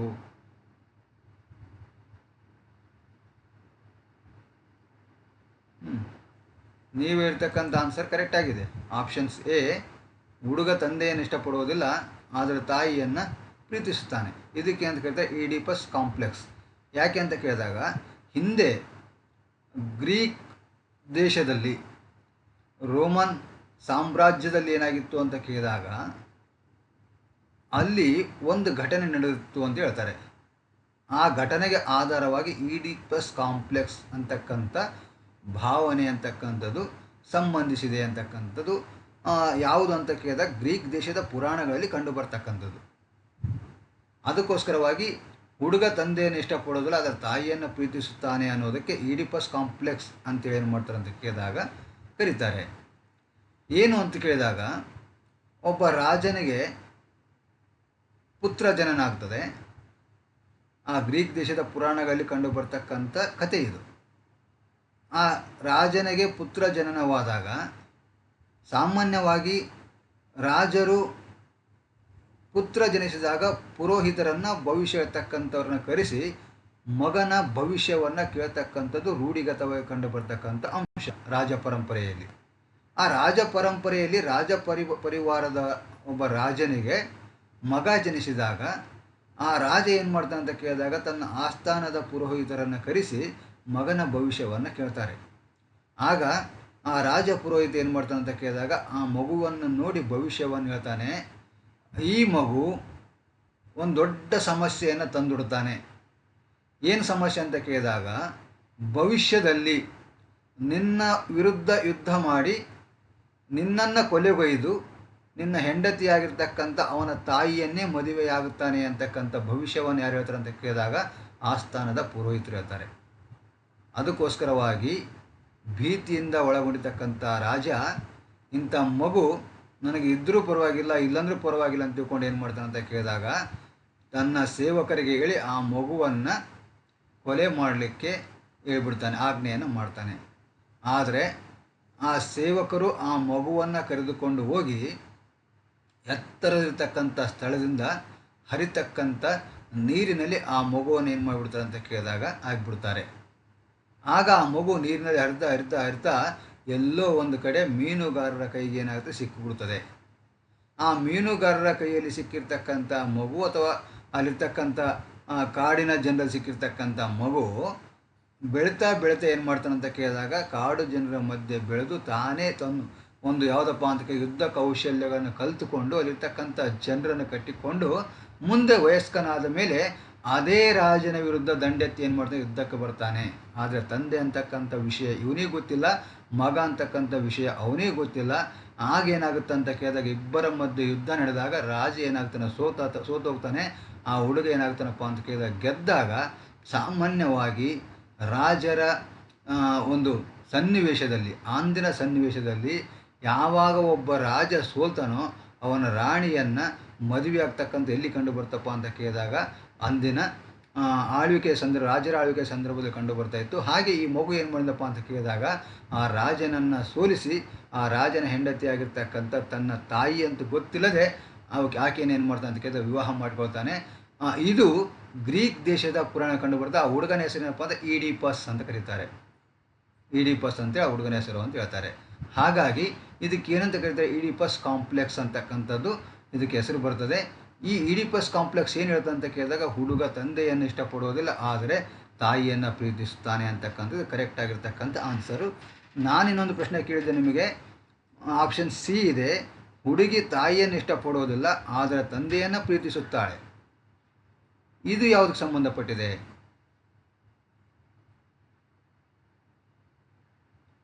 ಇದು ಏನನ್ನು ಹೇಳ್ತಾ ಇದೆ? ಹುಡುಗಿ ತಾಯಿಯನ್ನು ಇಷ್ಟಪಡೋದಿಲ್ಲ ಆದರೆ ತಂದೆಯನ್ನು ಪ್ರೀತಿಸುತ್ತಾಳೆ. ನೋಡಿ, ಇದಕ್ಕೆ ಎಲೆಕ್ಟ್ರಾ ಕಾಂಪ್ಲೆಕ್ಸ್ ಅಂತ ಕರೀತಾರೆ. ಎಲೆಕ್ಟ್ರಾ ಕಾಂಪ್ಲೆಕ್ಸ್, ಎಲೆಕ್ಟ್ರಾ ಮನೋಭಾವ ಅಂತಕ್ಕಂಥದ್ದು. ಇಲ್ಲಿ ಈಡಿಪಸ್ ಕಾಂಪ್ಲೆಕ್ಸ್ ಯಾವ ರೀತಿಯಾಗಿದೆಯೋ ಅದಕ್ಕೆ ತದ್ವಿರುದ್ಧವಾಗಿ ಎಲೆಕ್ಟ್ರಾ ಕಾಂಪ್ಲೆಕ್ಸ್ ಅಂತಕ್ಕಂಥ ಇಲ್ಲಿ ಕಂಡು ಬರ್ತದೆ. ಅದಕ್ಕೋಸ್ಕರವಾಗಿ ಇಲ್ಲಿ ಎಲೆಕ್ಟ್ರಾ ಕಾಂಪ್ಲೆಕ್ಸ್, ಎಲೆಕ್ಟ್ರಾ ಅಂತಕ್ಕಂಥ ಹುಡುಗಿ ಏನು ಮಾಡ್ತಾಳೆ ಅಂತ ಕೇಳಿದಾಗ ಇದು ಕೂಡ ಆ ಗ್ರೀಕ್ ದೇಶದ ಪುರಾಣದಲ್ಲಿ ಬರ್ತಕ್ಕಂಥ ಕಥೆನೇ. ಇಲ್ಲಿ ಏನಾಗುತ್ತೆ ಅಂತ ಕೇಳಿದಾಗ ತನ್ನ ತಂದೆಯೊಂದಿಗೆ ಮಮತೆಯಿಂದ ಪ್ರೀತಿಯಿಂದಿರಲಿಕ್ಕೆ ತಾಯಿನೇ ಅಡ್ಡಿಯಾಗ್ತಾಳೆ ಅಂತ ಹೇಳಿರ್ತಕ್ಕಂಥ ಮಗಳು ಏನು ಮಾಡ್ತಾಳಪ್ಪ ಅಂತ ಕೇಳಿದಾಗ ಇಲ್ಲಿ ತಾಯಿಯನ್ನು ದೂರ ಮಾಡ್ತಕ್ಕಂಥ, ತಾಯಿಯನ್ನು ಕೊಲೆ ಮಾಡಿಸ್ತಕ್ಕಂಥ ಪ್ರಸಂಗ ಸನ್ನಿವೇಶಗಳು ಉದ್ಭವ ಆಗುತ್ತವೆ ಅಂತಕ್ಕಂಥ ಎಲ್ಲಿ ಕಂಡು ಬರುತ್ತೆ ಅಂತ ಕೇಳಿದಾಗ ಗ್ರೀಕ್ ದೇಶದ ಪುರಾಣಗಳಲ್ಲಿ ಕಂಡು ಬರ್ತದೆ. ಅದಕ್ಕೋಸ್ಕರವಾಗಿ ಹುಡುಗಿ ತಾಯಿಯನ್ನು ಇಷ್ಟಪಡೋದಿಲ್ಲ ಆದರೆ ತಂದೆಯನ್ನು ಪ್ರೀತಿಸ್ತಾಳೆ ಅಂತಕ್ಕಂಥದ್ದು ಎಲೆಕ್ಟ್ರಾ ಕಾಂಪ್ಲೆಕ್ಸ್ಗೆ ಏನಾಗುತ್ತೆ ಅಂತ ಕೇಳಿದಾಗ ಇದು ಉದಾಹರಣೆಯಾಗಿದೆ. ನಿಮಗೆ ಗೊತ್ತಿರಲಿ, ಇವತ್ತು ಈಡಿಪಸ್ ಕಾಂಪ್ಲೆಕ್ಸ್ ಬಗ್ಗೆ ಬಂದಿದೆ, ನಾಳಿನ ಪರೀಕ್ಷೆಯಲ್ಲಿ ಎಲೆಕ್ಟ್ರಾ ಕಾಂಪ್ಲೆಕ್ಸ್ ಬಗ್ಗೆ ಕೂಡ ಬರ್ಬೋದು ಅಂತಕ್ಕಂಥದ್ದು. ನೆಕ್ಸ್ಟ್ ಮುಂದಿನ ಪ್ರಶ್ನೆ ನೋಡೋದಾಗಿದ್ದರೆ, ರೋರ್ಶಾಕ್ ಪರೀಕ್ಷೆ ಡ್ಯಾಶನ್ನು ಅಳೆಯುವ ಪರೀಕ್ಷೆಯಾಗಿದೆ. ಆಪ್ಷನ್ಸ್ ಎ ಬುದ್ಧಿಶಕ್ತಿ, ಆಪ್ಷನ್ಸ್ ಬಿ ಆಸಕ್ತಿ, ಆಪ್ಷನ್ ಸಿ ವ್ಯಕ್ತಿತ್ವ, ಆಪ್ಷನ್ಸ್ ಡಿ ಅಭಿಕ್ಷಮತೆ ಅಂತಕ್ಕಂಥದ್ದು. ಯಾವುದಿದರಲ್ಲಿ ರೋರ್ಶಾಕ್ ಪರೀಕ್ಷೆ ಡ್ಯಾಶನ್ನು ಅಳೆಯುವ ಪರೀಕ್ಷೆಯಾಗಿದೆ? ಬುದ್ಧಿಶಕ್ತಿಯನ್ನು ಅಳತೆ ಮಾಡ್ತದೋ, ಆಸಕ್ತಿಯನ್ನು ಅಳತೆ ಮಾಡ್ತದೋ, ವ್ಯಕ್ತಿತ್ವವನ್ನು ಅಳತೆ ಮಾಡ್ತದೋ ಅಥವಾ ಅಭಿಕ್ಷಮತೆಯನ್ನು ಅಳತೆ ಮಾಡ್ತದೋ?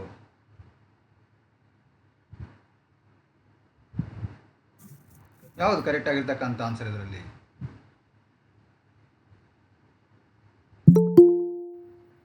ಲೈನಲ್ಲಿ ಇದ್ರಿ? ಯಾವುದು ಕರೆಕ್ಟ್ ಆನ್ಸರ್ ಇದಕ್ಕೆ?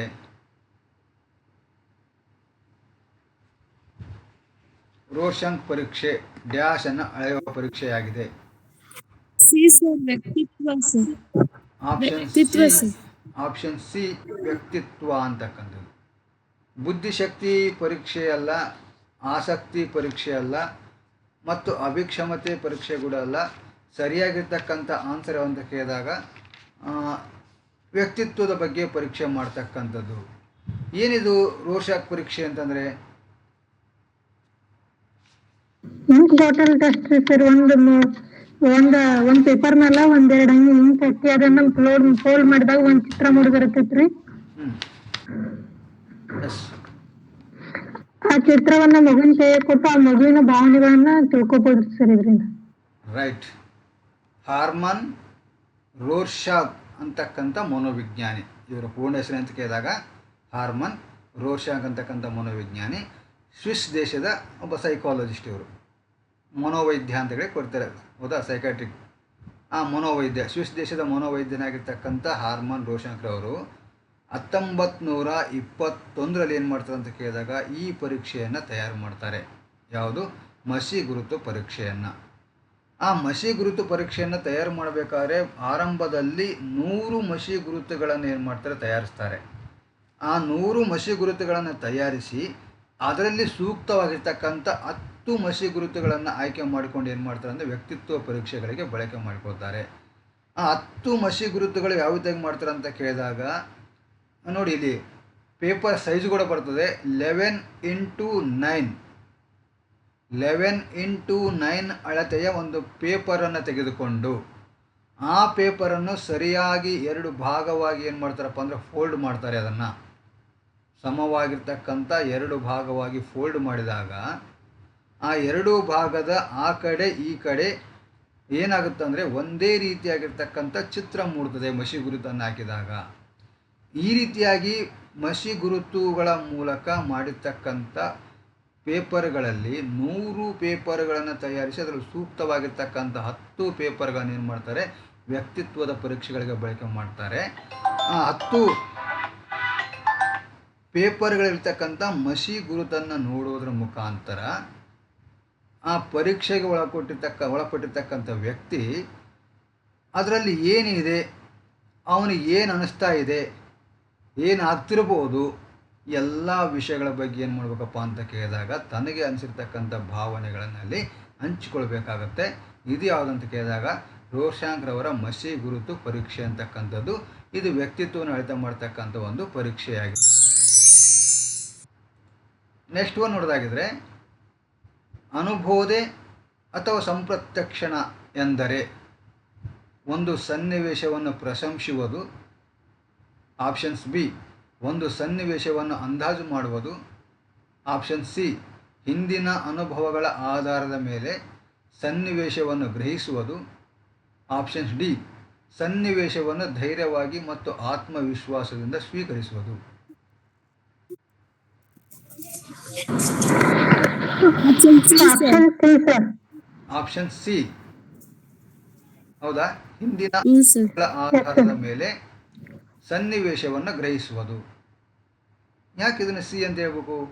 ಒಂದು ಸನ್ನಿವೇಶವನ್ನು ಅಂದಾಜು ಮಾಡುವುದು ಅಂತ ಅದಲ್ಲ. ಏನಿದೆ ಅನುಬೋಧೆ ಅಥವಾ ಸಂಪ್ರತ್ಯಕ್ಷಣ ಅಂತಂದರೆ?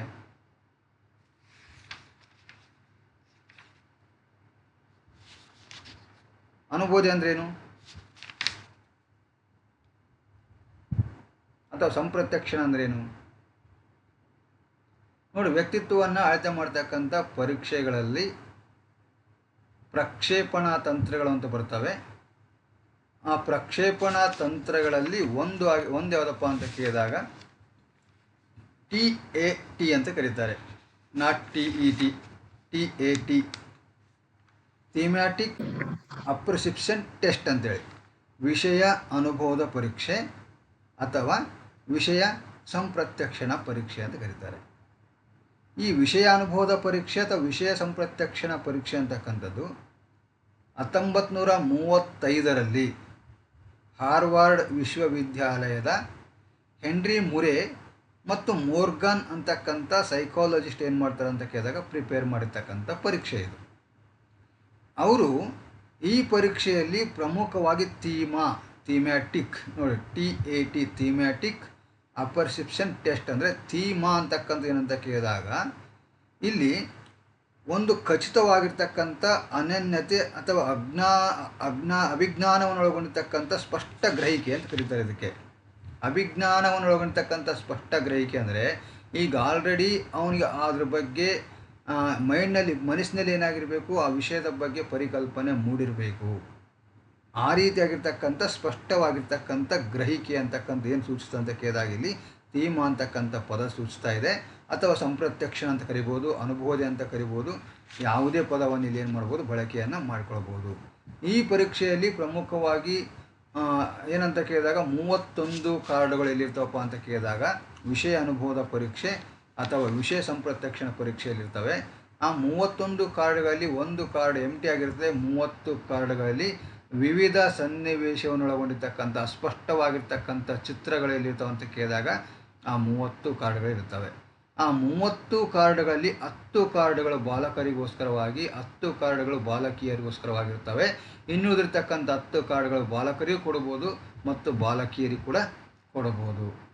ಈ ರೀತಿಯಾಗಿರ್ತಕ್ಕಂಥ ಅಂತ ಕೇಳಿದಾಗ ಅದು ವಿಷಯ ಅನುಬೋಧೆ ಅಥವಾ ವಿಷಯ ಸಂಪ್ರತ್ಯಕ್ಷಣ ಅಂತೇಳಿ ಕರೀತಾರೆ. ಈ ಒಂದು ಪರೀಕ್ಷೆ ಏನು ಮಾಡ್ತದೆ, ಒಂದು ಸನ್ನಿವೇಶವನ್ನು ಪ್ರಶಂಸಿಸುವುದೋ ಅಥವಾ ಒಂದು ಸನ್ನಿವೇಶವನ್ನು ಅಂದಾಜು ಮಾಡುವುದೋ ಅಥವಾ ಹಿಂದಿನ ಅನುಭವಗಳ ಆಧಾರದ ಮೇಲೆ ಸನ್ನಿವೇಶವನ್ನು ಗ್ರಹಿಸುವುದೋ ಅಥವಾ ಸನ್ನಿವೇಶವನ್ನು ಧೈರ್ಯವಾಗಿ ಮತ್ತು ಆತ್ಮವಿಶ್ವಾಸದಿಂದ ಸ್ವೀಕರಿಸುವುದು. ಈಗಾಗಲೇ ಹೇಳ್ತಾ ಇದ್ದೀರಿ ಹಿಂದಿನ ಅನುಭವಗಳ ಆಧಾರದ ಮೇಲೆ ಸನ್ನಿವೇಶವನ್ನು ಗ್ರಹಿಸುವುದು ಅಂತ ಹೇಳ್ತಾ ಇದ್ದೀರಿ. ಯಾಕೆ ಹಿಂಗೆ? ಆಪ್ಷನ್ಸ್ ಬಿ, ಒಂದು ಸನ್ನಿವೇಶವನ್ನು ಅಂದಾಜು ಮಾಡುವಂತಾಗ್ಬೋದಲ್ಲ.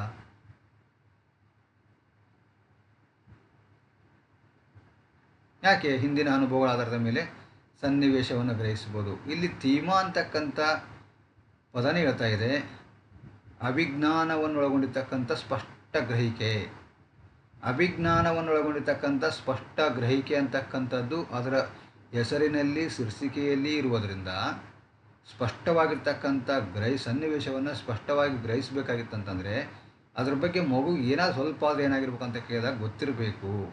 ಹಿಂದಿನ ಅನುಭವಗಳ ಆಧಾರದ ಮೇಲೆ ಪ್ರೀವಿಯಸ್ ಆಗಿ ಅವನಿಗೆ ಏನಾದ್ರ ಬಗ್ಗೆ ಏನಿರ್ಬೇಕಪ್ಪ ಅಂತ ಕೇಳಿದಾಗ ನಾಲೆಜ್ ಅಂತಕ್ಕಂಥ ಇರಬೇಕಾಗುತ್ತೆ. ಅಂದಾಗ ಮಾತ್ರ ಏನಾಗುತ್ತೆ ಅಂತ ಸನ್ನಿವೇಶವನ್ನು ಗ್ರಹಿಸಲಿಕ್ಕೆ ಏನಾಗುತ್ತೆ ಸಾಧ್ಯ ಆಗುತ್ತೆ. ಅದಕ್ಕೋಸ್ಕರವಾಗಿ ಆಪ್ಷನ್ ಸಿ ಅಂತಕ್ಕಂಥದ್ದು ಸರಿಯಾದ ಆನ್ಸರ್ ಆಗುತ್ತೆ. ಹಿಂದಿನ ಅನುಭವಗಳ ಆಧಾರದ ಮೇಲೆ ಸನ್ನಿವೇಶವನ್ನು ಗ್ರಹಿಸುವುದು ಅಂತೇಳಿ. ನೆಕ್ಸ್ಟ್ 10ನೇ ಪ್ರಶ್ನೆ ನೋಡೋದಾಗಿದ್ದರೆ, ಈಗ ಆಲ್ರೆಡಿ ಹೇಳಿದ್ದೀನಿ ಇದನ್ನು. ಸ್ವಿಸ್ ದೇಶದ ಮನೋವಿಜ್ಞಾನಿ ಹಾರ್ಮನ್ ರೋಶಾಂಗ್ ಪ್ರಕಟಿಸಿದ ಪರೀಕ್ಷೆ. ಆಪ್ಷನ್ಸ್ ಎ ಸಾಮಾನ್ಯ ಪರೀಕ್ಷೆ, ಆಪ್ಷನ್ಸ್ ಬಿ ಸಾಧನಾ ಪರೀಕ್ಷೆ, ಆಪ್ಷನ್ ಸಿ ಹರ್ಮನ್ ಪರೀಕ್ಷೆ, ಆಪ್ಷನ್ಸ್ ಡಿ ಮಸಿ ಗುರುತು ಪರೀಕ್ಷೆ. ಆಪ್ಷನ್ ಡಿ ಮಸಿ ಗುರುತು ಪರೀಕ್ಷೆ. ಎಸ್, ಆಪ್ಷನ್ ಡಿ ಕರೆಕ್ಟ್, ಮಸಿ ಗುರುತು ಪರೀಕ್ಷೆ ಅಂತಕ್ಕಂಥ. ಈಗಾಗಲೇ ಹಿಂದಿನ ಪ್ರಶ್ನೆಯಲ್ಲಿ ನಾವು ಏನು ಮಾಡಿದ್ರು ಡಿಸ್ಕಷನ್ ಮಾಡಿದ್ವಿ. ಹಾರ್ಮನ್ ರೋಶಾಂಕರ್ ಅವರು ಮಸಿ ಗುರುತು ಪರೀಕ್ಷೆಯನ್ನು ತಯಾರು ಮಾಡಿದರು ವ್ಯಕ್ತಿತ್ವವನ್ನು ಅಳತೆ ಮಾಡೋದಕ್ಕೋಸ್ಕರವಾಗಿ ಅಂತೇಳಿ. ನೆಕ್ಸ್ಟ್ ಪ್ರಶ್ನೆ ಬಂದು TAT ಪರೀಕ್ಷೆಯಲ್ಲಿ ಪರೀಕ್ಷಾರ್ಥಿಗೆ ನೀಡುವ ಕಾರ್ಡ್ಗಳ ಸಂಖ್ಯೆ 10, 20, 30, 25. ಎಷ್ಟಮ್ಮ? TAT 30 sir. C. Option C 30. 10. ಹಾಂ ನೋಡಿ ಮತ್ತೆ TAT ಪರೀಕ್ಷೆಯಲ್ಲಿ ಪರೀಕ್ಷಾರ್ಥಿಗೆ ನೀಡುವ ಕಾರ್ಡುಗಳ ಸಂಖ್ಯೆ. Options A, options B 20, option C 30, options D 25. ಈಗ ಹೇಳ್ತಾ ಇದ್ದೀರಿ ನೀವು 30 ಅಂತೇಳಿ ಒಬ್ಬರು, 10 ಅಂತೇಳಿ ಒಬ್ಬರು. ಈಗಾಗಲೇ ನಾನು ಹೇಳಿದ್ದೀನಿ TAT ಪರೀಕ್ಷೆಯಲ್ಲಿ ಒಟ್ಟು 31 ಕಾರ್ಡ್ಗಳಿರ್ತವೆ. 31 ಕಾರ್ಡ್ಗಳಲ್ಲಿ ಒಂದು ಕಾರ್ಡ್ ಮಾತ್ರ ಎಂಟಿ ಕಾರ್ಡ್ ಇರ್ತದೆ. 30 ಕಾರ್ಡ್ಗಳಲ್ಲಿ ಅಸ್ಪಷ್ಟವಾಗಿರ್ತಕ್ಕಂಥ ಚಿತ್ರಗಳು, ವಿವಿಧ ಸನ್ನಿವೇಶಗಳೊಳಗೊಂಡಿರ್ತಕ್ಕಂಥ ಅಸ್ಪಷ್ಟವಾದ ಚಿತ್ರಗಳು 30 ಕಾರ್ಡ್ಗಳಿರ್ತವೆ. ಆ 30 ಕಾರ್ಡ್ಗಳಲ್ಲಿ 10 ಕಾರ್ಡ್ಗಳು ಬಾಲಕರಿಗೆ, 10 ಕಾರ್ಡ್ಗಳು ಬಾಲಕಿಯರಿಗೆ, ಇನ್ನೂ ಇರ್ತಕ್ಕಂಥ 10 ಕಾರ್ಡ್ಗಳು ಬಾಲಕರಿಗೆ ಕೊಡ್ಬೋದು ಮತ್ತು ಬಾಲಕಿಯರಿಗೆ ಕೂಡ ಕೊಡ್ಬೋದು. ಹಾಗಾದರೆ ಒಬ್ಬ ಪರೀಕ್ಷಾರ್ಥಿಗೆ ಎಷ್ಟು ಕಾರ್ಡ್ಗಳ ಸಂಖ್ಯೆ ಎಷ್ಟು?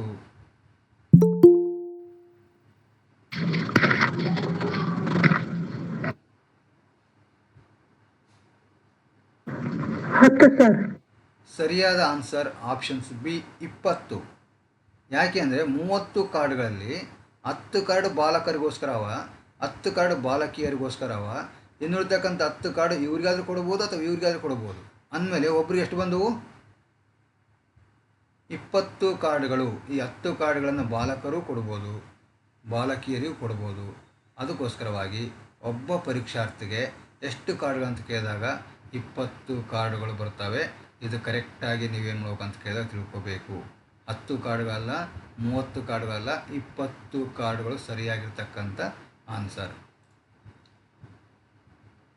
ನೆಕ್ಸ್ಟ್ ಪ್ರಶ್ನೆ. ಸಿಗ್ಮಂಡ್ ಫ್ರಾಯ್ಡ್ ಪ್ರಕಾರ ಮನುಷ್ಯನ ಈಡೇರದ ಆಸೆ ಆಕಾಂಕ್ಷೆಗಳು ಇಲ್ಲಿಗೆ ತಳ್ಳಲ್ಪಡುತ್ತವೆ. ಆಪ್ಷನ್ಸ್ ಎ ಜಾಗೃತ ಮನಸ್ಸು, ಆಪ್ಷನ್ಸ್ ಬಿ ಸುಪ್ತ ಮನಸ್ಸು, ಆಪ್ಷನ್ ಸಿ ಮನಸ್ಸಿನಿಂದ ಹೊರಗೆ, ಆಪ್ಷನ್ಸ್ ಡಿ ಪ್ರಜ್ಞಾವಸ್ಥೆಯ ಮನಸ್ಸು.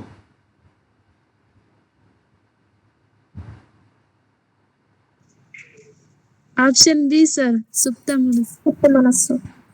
ಆಪ್ಷನ್ಸ್ ಬಿ ಸುಪ್ತ ಮನಸ್ಸು. ನೋಡಿ, ಜಾಗೃತ ಮನಸ್ಸು, ಪ್ರಜ್ಞಾವಸ್ಥೆಯ ಮನಸ್ಸು ಎರಡು ಒಂದೇ. ಜಾಗೃತದಲ್ಲಿರೋದಂದರೆ ಒಂದೇ, ಪ್ರಜ್ಞಾವಸ್ಥೆಯಲ್ಲಿರೋದಂದರೆ ಒಂದೇ. ಮನಸ್ಸಿನಿಂದ ಹೊರಗೆ ಅಂತಕ್ಕಂಥದ್ದು ಸಿಗ್ಮಂಡ್ ಫ್ರಾಯ್ಡ್ರವರ 3 ಮಾನಸಿಕ ಸ್ಥಿತಿಗಳಲ್ಲಿ ಇಲ್ಲ. ಅಲ್ಲಿ ಸಿಗ್ಮಂಡ್ ಫ್ರಾಯ್ಡ್ರವರ 3 ಮಾನಸಿಕ ಸ್ಥಿತಿಗಳಲ್ಲಿ ಮೊದಲನೇದಾಗಿ ಬರ್ತಕ್ಕಂಥದ್ದು ಪ್ರಜ್ಞಾಸ್ಥಿತಿ ಅಥವಾ ಜಾಗೃತಾವಸ್ಥೆ ಅಂತಕ್ಕಂಥದ್ದು, ಎರಡನೇದಾಗಿ ಅರೆ ಪ್ರಜ್ಞಾಸ್ಥಿತಿ ಅಂತಕ್ಕಂಥದ್ದು, ಮೂರನೇದಾಗಿ ಸುಪ್ತ ಪ್ರಜ್ಞಾಸ್ಥಿತಿ ಅಂತಕ್ಕಂಥದ್ದು. ಅದಕ್ಕೋಸ್ಕರ ಸಿಗ್ಮಂಡ್ ಫ್ರಾಯ್ಡ್ರ ಪ್ರಕಾರ ಮನುಷ್ಯನ ಈಡೇರದ ಆಸೆ ಆಕಾಂಕ್ಷೆಗಳು ಇಲ್ಲಿಗೆ ತಳ್ಳಲ್ಪಡುತ್ತವೆ. ಈಡೇರದ ಅವನು ಹೊರಗಡೆ ಹಾಕಬೇಕಾಗಿರ್ತಕ್ಕಂಥ ಎಷ್ಟೋ ನಿಜವಾದ ಸಂಗತಿಗಳನ್ನು ಸಮಾಜಕ್ಕೋಸ್ಕರವಾಗಿ ಏನು ಮಾಡ್ತಾ ಇರ್ತಾನಪ್ಪ ಅಂತ ಕೇಳಿದಾಗ ಅವನು ಒಳಗಡೆ ತಳ್ತಾ ಇರ್ತಾನೆ. ಆಸೆ ಆಕಾಂಕ್ಷೆಗಳು ತಳ್ಳಿದಾಗ ಆ ತಳ್ಳಲ್ಪಟ್ಟಿರ್ತಕ್ಕಂಥ ಆಸೆ ಆಕಾಂಕ್ಷೆಗಳು ಅಥವಾ ಯಾವುದೇ ಭಾವನೆಗಳು ಎಲ್ಲಿರ್ತಾವಪ್ಪ ಅಂತ ಕೇಳಿದಾಗ ಅವನ ಸುಪ್ತ ಮನಸ್ಸಿನಲ್ಲಿರ್ತವೆ. ಆ ಸುಪ್ತ ಮನಸ್ಸಿನಲ್ಲಿರ್ತಕ್ಕಂಥ ಅಂಶಗಳನ್ನು, ಆಸೆ ಆಕಾಂಕ್ಷೆಗಳನ್ನು ಹೊರಗಡೆ ಹಾಕಬೇಕಾಗಿತ್ತಂತಂದರೆ ಸಿಗ್ಮಂಡ್ ಫ್ರಾಯ್ಡ್ ಅವರ ಮನೋವಿಶ್ಲೇಷಣಾ ಮಾರ್ಗವನ್ನು ಅನುಸರಿಸಬೇಕಾಗತ್ತೆ. ಆ ಮನೋವಿಶ್ಲೇಷಣಾ ಮಾರ್ಗವನ್ನು ಅನುಸರಿಸಿದಾಗ ಸುಪ್ತ ಮನಸ್ಸಿನಲ್ಲಿರ್ತಕ್ಕಂಥ ಎಷ್ಟೋ ಮಾನಸಿಕ ಅಂಶಗಳನ್ನು ಏನಾಗ್ತಾವೆ ಅಂತ ಕೇಳಿದ್ರೆ ಹೊರಗಡೆ ಹಾಕ್ಲಿಕ್ಕೆ ಸಾಧ್ಯ ಆಗುತ್ತೆ. ಅದಕ್ಕೋಸ್ಕರವಾಗಿ ಸಿಗ್ಮಂಡ್ ಫ್ರಾಯ್ಡ್ ಅವರ ಪ್ರಕಾರ ಮನುಷ್ಯನ ಈಡೇರದ ಆಸೆ ಆಕಾಂಕ್ಷೆಗಳು ಇಲ್ಲಿಗೆ ತಳ್ಳಲ್ಪಡ್ತವೆ ಅಂತಂದಾಗ ಸರಿಯಾದ ಆನ್ಸರ್ ಸುಪ್ತ ಮನಸ್ಸು ಅಂತಕ್ಕಂಥದ್ದು. ನೆಕ್ಸ್ಟ್, ಈ ಕೆಳಗಿನ ಪರೀಕ್ಷೆಯು ವ್ಯಕ್ತಿತ್ವದ ಹಲವಾರು ಅಭಿರುಚಿಗಳನ್ನು ಮಾಪನ ಮಾಡುತ್ತದೆ. ನೋಡಿ, 2005ರ CET ಪರೀಕ್ಷೆಯಲ್ಲಿ ಬಂದಿರತಕ್ಕಂಥ ಪ್ರಶ್ನೆ ಇದು. ಈ ಕೆಳಗಿನ ಪರೀಕ್ಷೆಯು ವ್ಯಕ್ತಿತ್ವದ ಹಲವಾರು ಅಭಿರುಚಿಗಳನ್ನು ಮಾಪನ ಮಾಡುತ್ತದೆ. Options A RPM, options B HSPQ, option C SVIB, options D DAT.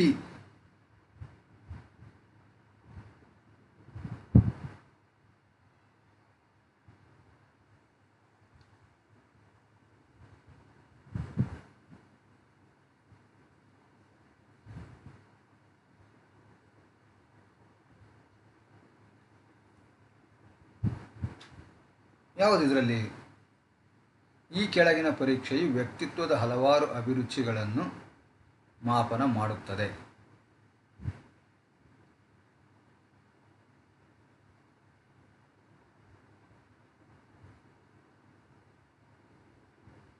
ಯಾವ ಮಾಪನ? ವ್ಯಕ್ತಿತ್ವದ ಹಲವಾರು ಅಭಿರುಚಿಯನ್ನು ಮಾಪನ ಮಾಡ್ತಕ್ಕಂಥದ್ದು 2005ರ CET ಪರೀಕ್ಷೆಗೆ ಬಂದಿರತಕ್ಕಂಥ ಪ್ರಶ್ನೆ. Options A RPM, options B HSPQ, option C SVIB, options D DAT ಅಂತಕ್ಕಂಥದ್ದು.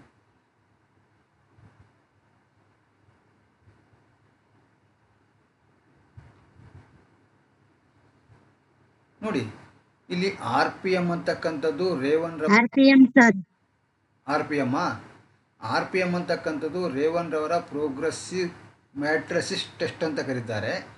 ಇದು ಬುದ್ಧಿಶಕ್ತಿಯನ್ನು ಪರೀಕ್ಷೆ ಮಾಡ್ತಕ್ಕಂಥದ್ದು. RPM ಬುದ್ಧಿಶಕ್ತಿ ಪರೀಕ್ಷೆ. ಇದು ರೇವನ್ ರವರ ಪ್ರಗತಿಶೀಲ ಮಾತೃಕೆಗಳ ಪರೀಕ್ಷೆ ಅಂತೇಳಿ. ಆ ರೇವನ್ ರವರ ಪ್ರಗತಿಶೀಲ ಮಾತೃಕೆಗಳ ಪರೀಕ್ಷೆಯಲ್ಲಿ 5 ಭಾಗಗಳಲ್ಲಿ ಇರ್ತದೆ. ಒಂದೊಂದು ಭಾಗದಲ್ಲಿ 12 ಪ್ರಶ್ನೆಗಳಿರ್ತವೆ.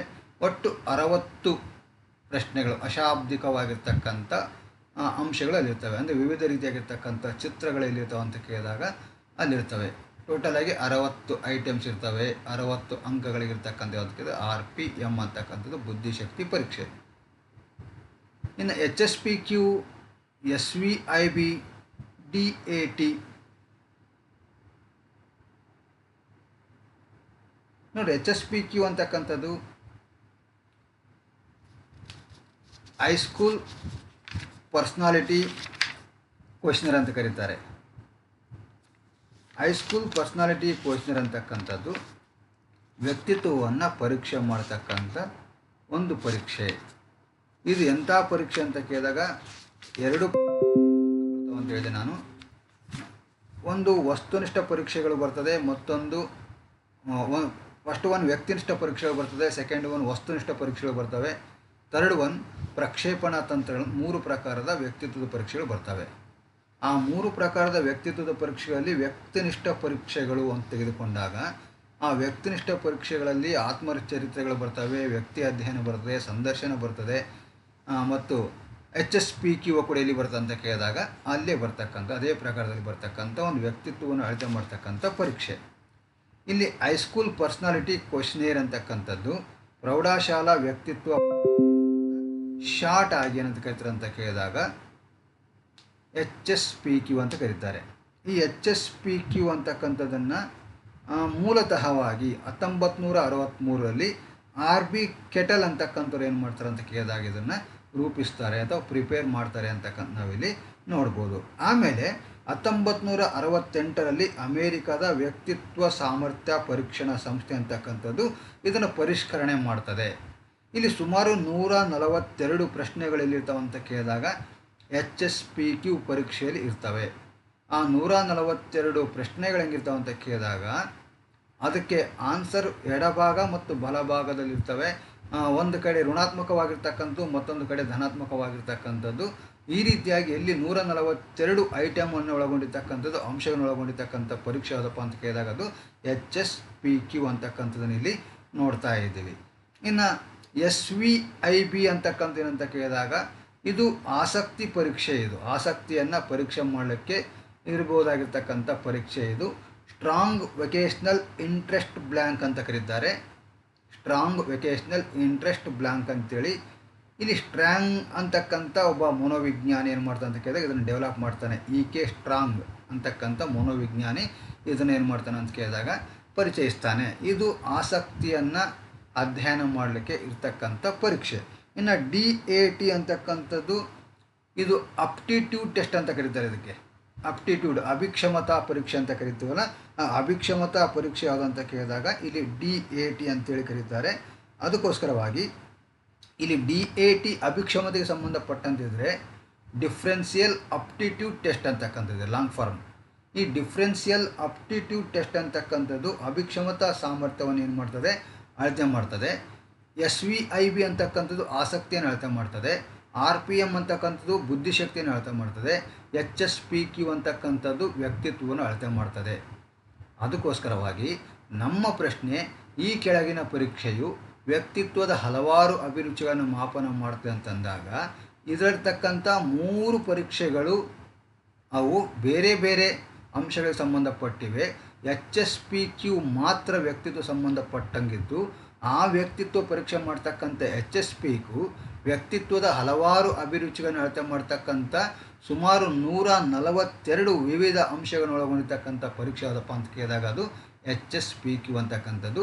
ಅದಕ್ಕೋಸ್ಕರ ಈ ಪ್ರಶ್ನೆಗೆ ಸರಿಯಾಗಿರ್ತಕ್ಕಂಥ ಆನ್ಸರ್ ಅಂತ ಕೇಳಿದಾಗ ಆಪ್ಷನ್ಸ್ B HSPQ ಅಂತಕ್ಕಂಥದ್ದು.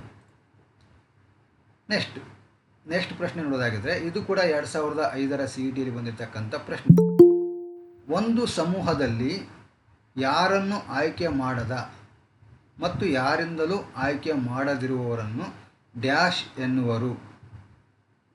ಆಪ್ಷನ್ಸ್ A ತಾರೆಗಳು, ಆಪ್ಷನ್ಸ್ B ಏಕಾಂಗಿಗಳು, ಆಪ್ಷನ್ಸ್ C ಕ್ಲಿಕ್ಗಳು, ಆಪ್ಷನ್ಸ್ D ಜೋಡಿಗಳು. ಏಕಾಂಗಿಗಳು ಸರ್. ಏಕಾಂಗಿಗಳು. ಒಂದು ಸಮೂಹ B ಸರ್ ಏಕಾಂಗಿಗಳು. ಎಸ್, ಆಪ್ಷನ್ಸ್ B ಏಕಾಂಗಿಗಳು ಅಂತಕ್ಕಂಥದ್ದು. ಒಂದು ಸಮೂಹದಲ್ಲಿ ಯಾರನ್ನೂ ಆಯ್ಕೆ ಮಾಡದ ಮತ್ತು ಯಾರಿಂದಲೂ ಆಯ್ಕೆ ಮಾಡದಿರುವವರನ್ನು ಏಕಾಂಗಿಗಳು ಅಂತ ಕರೀತಾರೆ.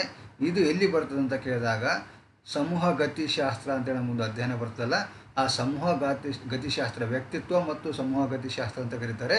ಆ ಸಮೂಹ ಗತಿಶಾಸ್ತ್ರ ಅಂತಕ್ಕಂಥ ಪರಿಕಲ್ಪನೆಯಲ್ಲಿ ತಂತ್ರ ಅಂತ ಬರ್ತದೆ. ಆ ಸಮಾಜ ಮಿತಿ ತಂತ್ರದಲ್ಲಿ ಆ ತಂತ್ರವನ್ನು ಆಯ್ಕೆ ಮಾಡಿಕೊಂಡಾಗ ಆ ಸಮಾಜ ಮಿತಿ ತಂತ್ರದಲ್ಲಿ ಯಾರನ್ನು ಆಯ್ಕೆ ಮಾಡದ ಮತ್ತು ಯಾರಿಂದಲೂ ಆಯ್ಕೆ ಮಾಡದರು ಅಂತ ಕೇಳಿದಲ್ಲಿ ಏಕಾಂಗಿಗಳು ಅಂತ ಹೇಳಿ ಕರೀತಾರೆ. ನೆಕ್ಸ್ಟ್ ಕ್ವಶನ್ ನೋಡೋದಾಗಿದ್ರೆ ಸಮಾಜ ಮಾಪಕ ತತ್ವದ ಪ್ರಮುಖ ಉಪಯೋಗ. ಸಮಾಜ ಮಾಪಕ ತತ್ವದ ಪ್ರಮುಖ ಉಪಯೋಗ 2005ರ CETಯಲ್ಲಿ ಬಂದಿರತಕ್ಕಂಥ ಪ್ರಶ್ನೆ. ಆಪ್ಷನ್ಸ್ A ತಾರೆಗಳನ್ನು ಮತ್ತು ಅವರ ಲಕ್ಷಣಗಳನ್ನು ಕಂಡುಹಿಡಿಯಲು, ಆಪ್ಷನ್ಸ್ B ಏಕಾಂಗಿಗಳನ್ನು ಕಂಡುಹಿಡಿಯಲು, ಆಪ್ಷನ್ C ನಾಯಕತ್ವದ ಗುಣಗಳನ್ನು ಬೆಳೆಸಲು, ಆಪ್ಷನ್ಸ್ D ಸಮೂಹದ ಸದಸ್ಯರ ನಡುವಿನ ಸಂಬಂಧವನ್ನು ವೃದ್ಧಿಸುವುದು.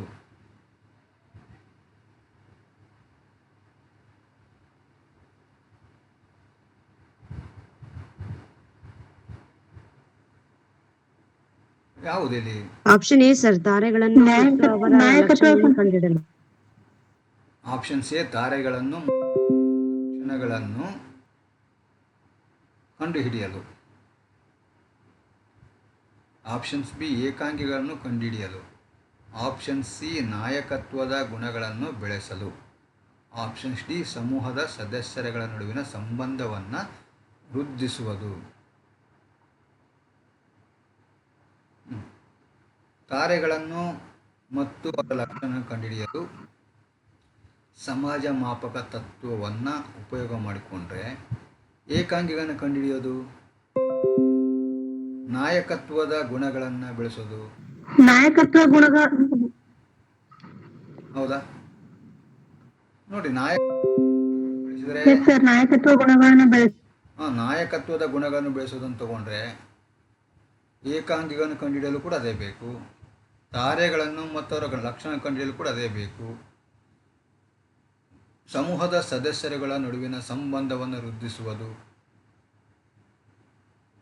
ನೋಡಿ, ಆನ್ಸರ್ ಹೇಳ್ತಾ ಇದೆ ಆಪ್ಷನ್ಸ್ ಡಿ, ಸಮೂಹದ ಸದಸ್ಯರುಗಳ ನಡುವಿನ ಸಂಬಂಧವನ್ನು ವೃದ್ಧಿಸುವುದು. ಯಾಕೆ ಅಂದರೆ ನಾವು ಪ್ರಶ್ನೆಯನ್ನು ಸರಿಯಾಗಿ ಅರ್ಥ ಮಾಡ್ಕೊಳ್ಬೇಕು. ಸಮಾಜ ಮಾಪಕ ತತ್ವದ ಪ್ರಮುಖ ಉಪಯೋಗ ಸಮಾಜ ಮಿತಿ ತಂತ್ರ ಅಲ್ಲ. ಸಮಾಜ ಮಿತಿ ತಂತ್ರ ಅಲ್ಲ, ಸಮಾಜ ಮಾಪಕ ತತ್ವದ ಪ್ರಮುಖ ಉಪಯೋಗ. ಸಮಾಜ ಮಾಪಕ ತತ್ವದ ಪ್ರಮುಖ ಉಪಯೋಗ, ಅದು ಸಮಾಜ ಮಿತಿ ತಂತ್ರ ಆಗಿರ್ಬೋದು, ಮತ್ತೊಂದಾಗಿರ್ಬೋದು, ಮತ್ತೊಂದು ಯಾವುದೇ ನಾವು ಉಪಯೋಗ ಮಾಡ್ಕೋಬೋದು. ಆದರೆ ಸಮಾಜ ಮಾಪಕ ಮಾಡ್ತಕ್ಕಂಥ ಸಂದರ್ಭದಲ್ಲಿ ಯಾಕೆ ಉಪಯೋಗ ನಮಗಂತ ಕೇಳಿದಾಗ ಬರೀ ಇಷ್ಟಕ್ಕಂತಲ್ಲ, ಸಮೂಹದ ಸದಸ್ಯರುಗಳ ನಡುವಿನ ಸಂಬಂಧವನ್ನು ವೃದ್ಧಿಸಬೇಕಾಗುತ್ತೆ. ಸಮೂಹದ ಸದಸ್ಯರ ನಡುವಿನ ಸಂಬಂಧವನ್ನು ವೃದ್ಧಿಸೋದಕ್ಕೋಸ್ಕರವಾಗಿ ನಮಗೇನು ಬೇಕಾದಂತ ಕೇಳಿದಾಗ ಸಮಾಜ ಮಾಪಕ ಅಂತಕ್ಕಂಥದ್ದು ಅವಶ್ಯಕತೆಗೋಸ್ಕರವಾಗಿ ಆಪ್ಷನ್ಸ್ ಡಿ, ಸಮೂಹದ ಸದಸ್ಯರುಗಳ ನಡುವಿನ ಸಂಬಂಧವನ್ನು ವೃದ್ಧಿಸ್ತಕ್ಕಂಥದ್ದು ಅಂತಕ್ಕಂಥದ್ದು. ನೋಡಿ, ಬಹಿರ್ಮುಖಿ ಮತ್ತು ಅಂತರ್ಮುಖಿಗಳನ್ನು ಪತ್ತೆ ಹಚ್ಚಲು ಈ ಕೆಳಗಿನ ಪರೀಕ್ಷೆ ಸೂಕ್ತ. 2005 CET ಬಂದಿರತಕ್ಕಂಥ ಪ್ರಶ್ನೆ ಇದು ಕೂಡ. Options 1 TAT, options B Rorschach ಪರೀಕ್ಷೆ, ಆಪ್ಷನ್ ಸಿ ಐಸೆಂಕ್ ವ್ಯಕ್ತಿತ್ವ ಶೋಧ, ಆಪ್ಷನ್ಸ್ ಡಿ ಮಿನ್ನಿಸೋಟಾ ಮಲ್ಟಿಫೇಸಿಕ್ ವ್ಯಕ್ತಿತ್ವ ಶೋಧ.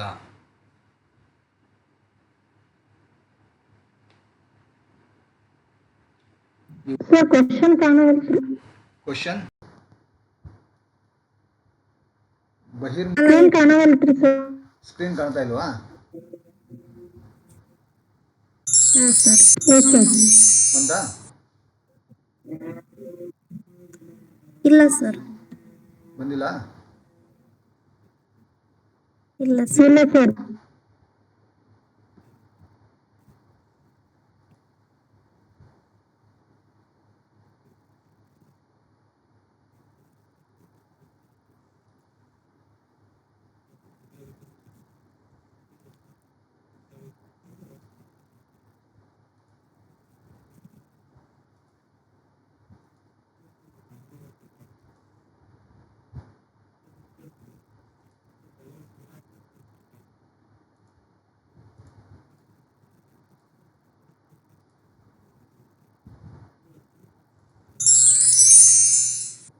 ಒಂದು ಸ್ಕ್ರೀನು ಓಕೆ.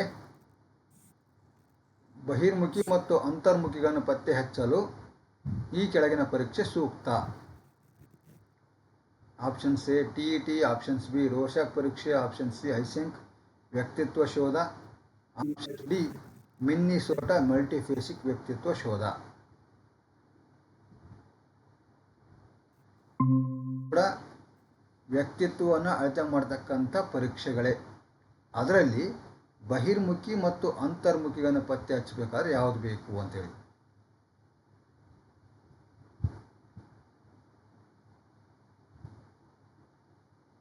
ಯಾವುದು ಬೇಕು? TAT ಬೇಕೋ, ರೋರ್ಶಾಕ್ ಪರೀಕ್ಷೆ ಬೇಕೋ, ಐಸೆಂಕ್ರವರ ವ್ಯಕ್ತಿತ್ವ ಶೋಧ ಪರೀಕ್ಷೆ ಬೇಕೋ, ಮಿನ್ನಿಸೋಟಾ ಮಲ್ಟಿಫೇಸಿಕ್ ವ್ಯಕ್ತಿತ್ವ ಶೋಧ ಪರೀಕ್ಷೆ ಬೇಕು? ಸರಿಯಾದ ಆನ್ಸರ್ ಆಪ್ಷನ್ ಸಿ ಐಶಂಕರ್ ಅವರ ವ್ಯಕ್ತಿತ್ವ ಶೋಧ ಪರೀಕ್ಷೆ. ಐಶಂಕರ್ ಅವರು ಏನು ಮಾಡ್ತಾರೆ ಅಂತ ಕೇಳಿದಾಗ, ವ್ಯಕ್ತಿತ್ವವನ್ನು ಶೋಧಿಸಲಿಕ್ಕೆ ಅವರು ಒಂದು ಪ್ರಶ್ನಾವಳಿಯನ್ನು ತಯಾರಿಸ್ತಾರೆ.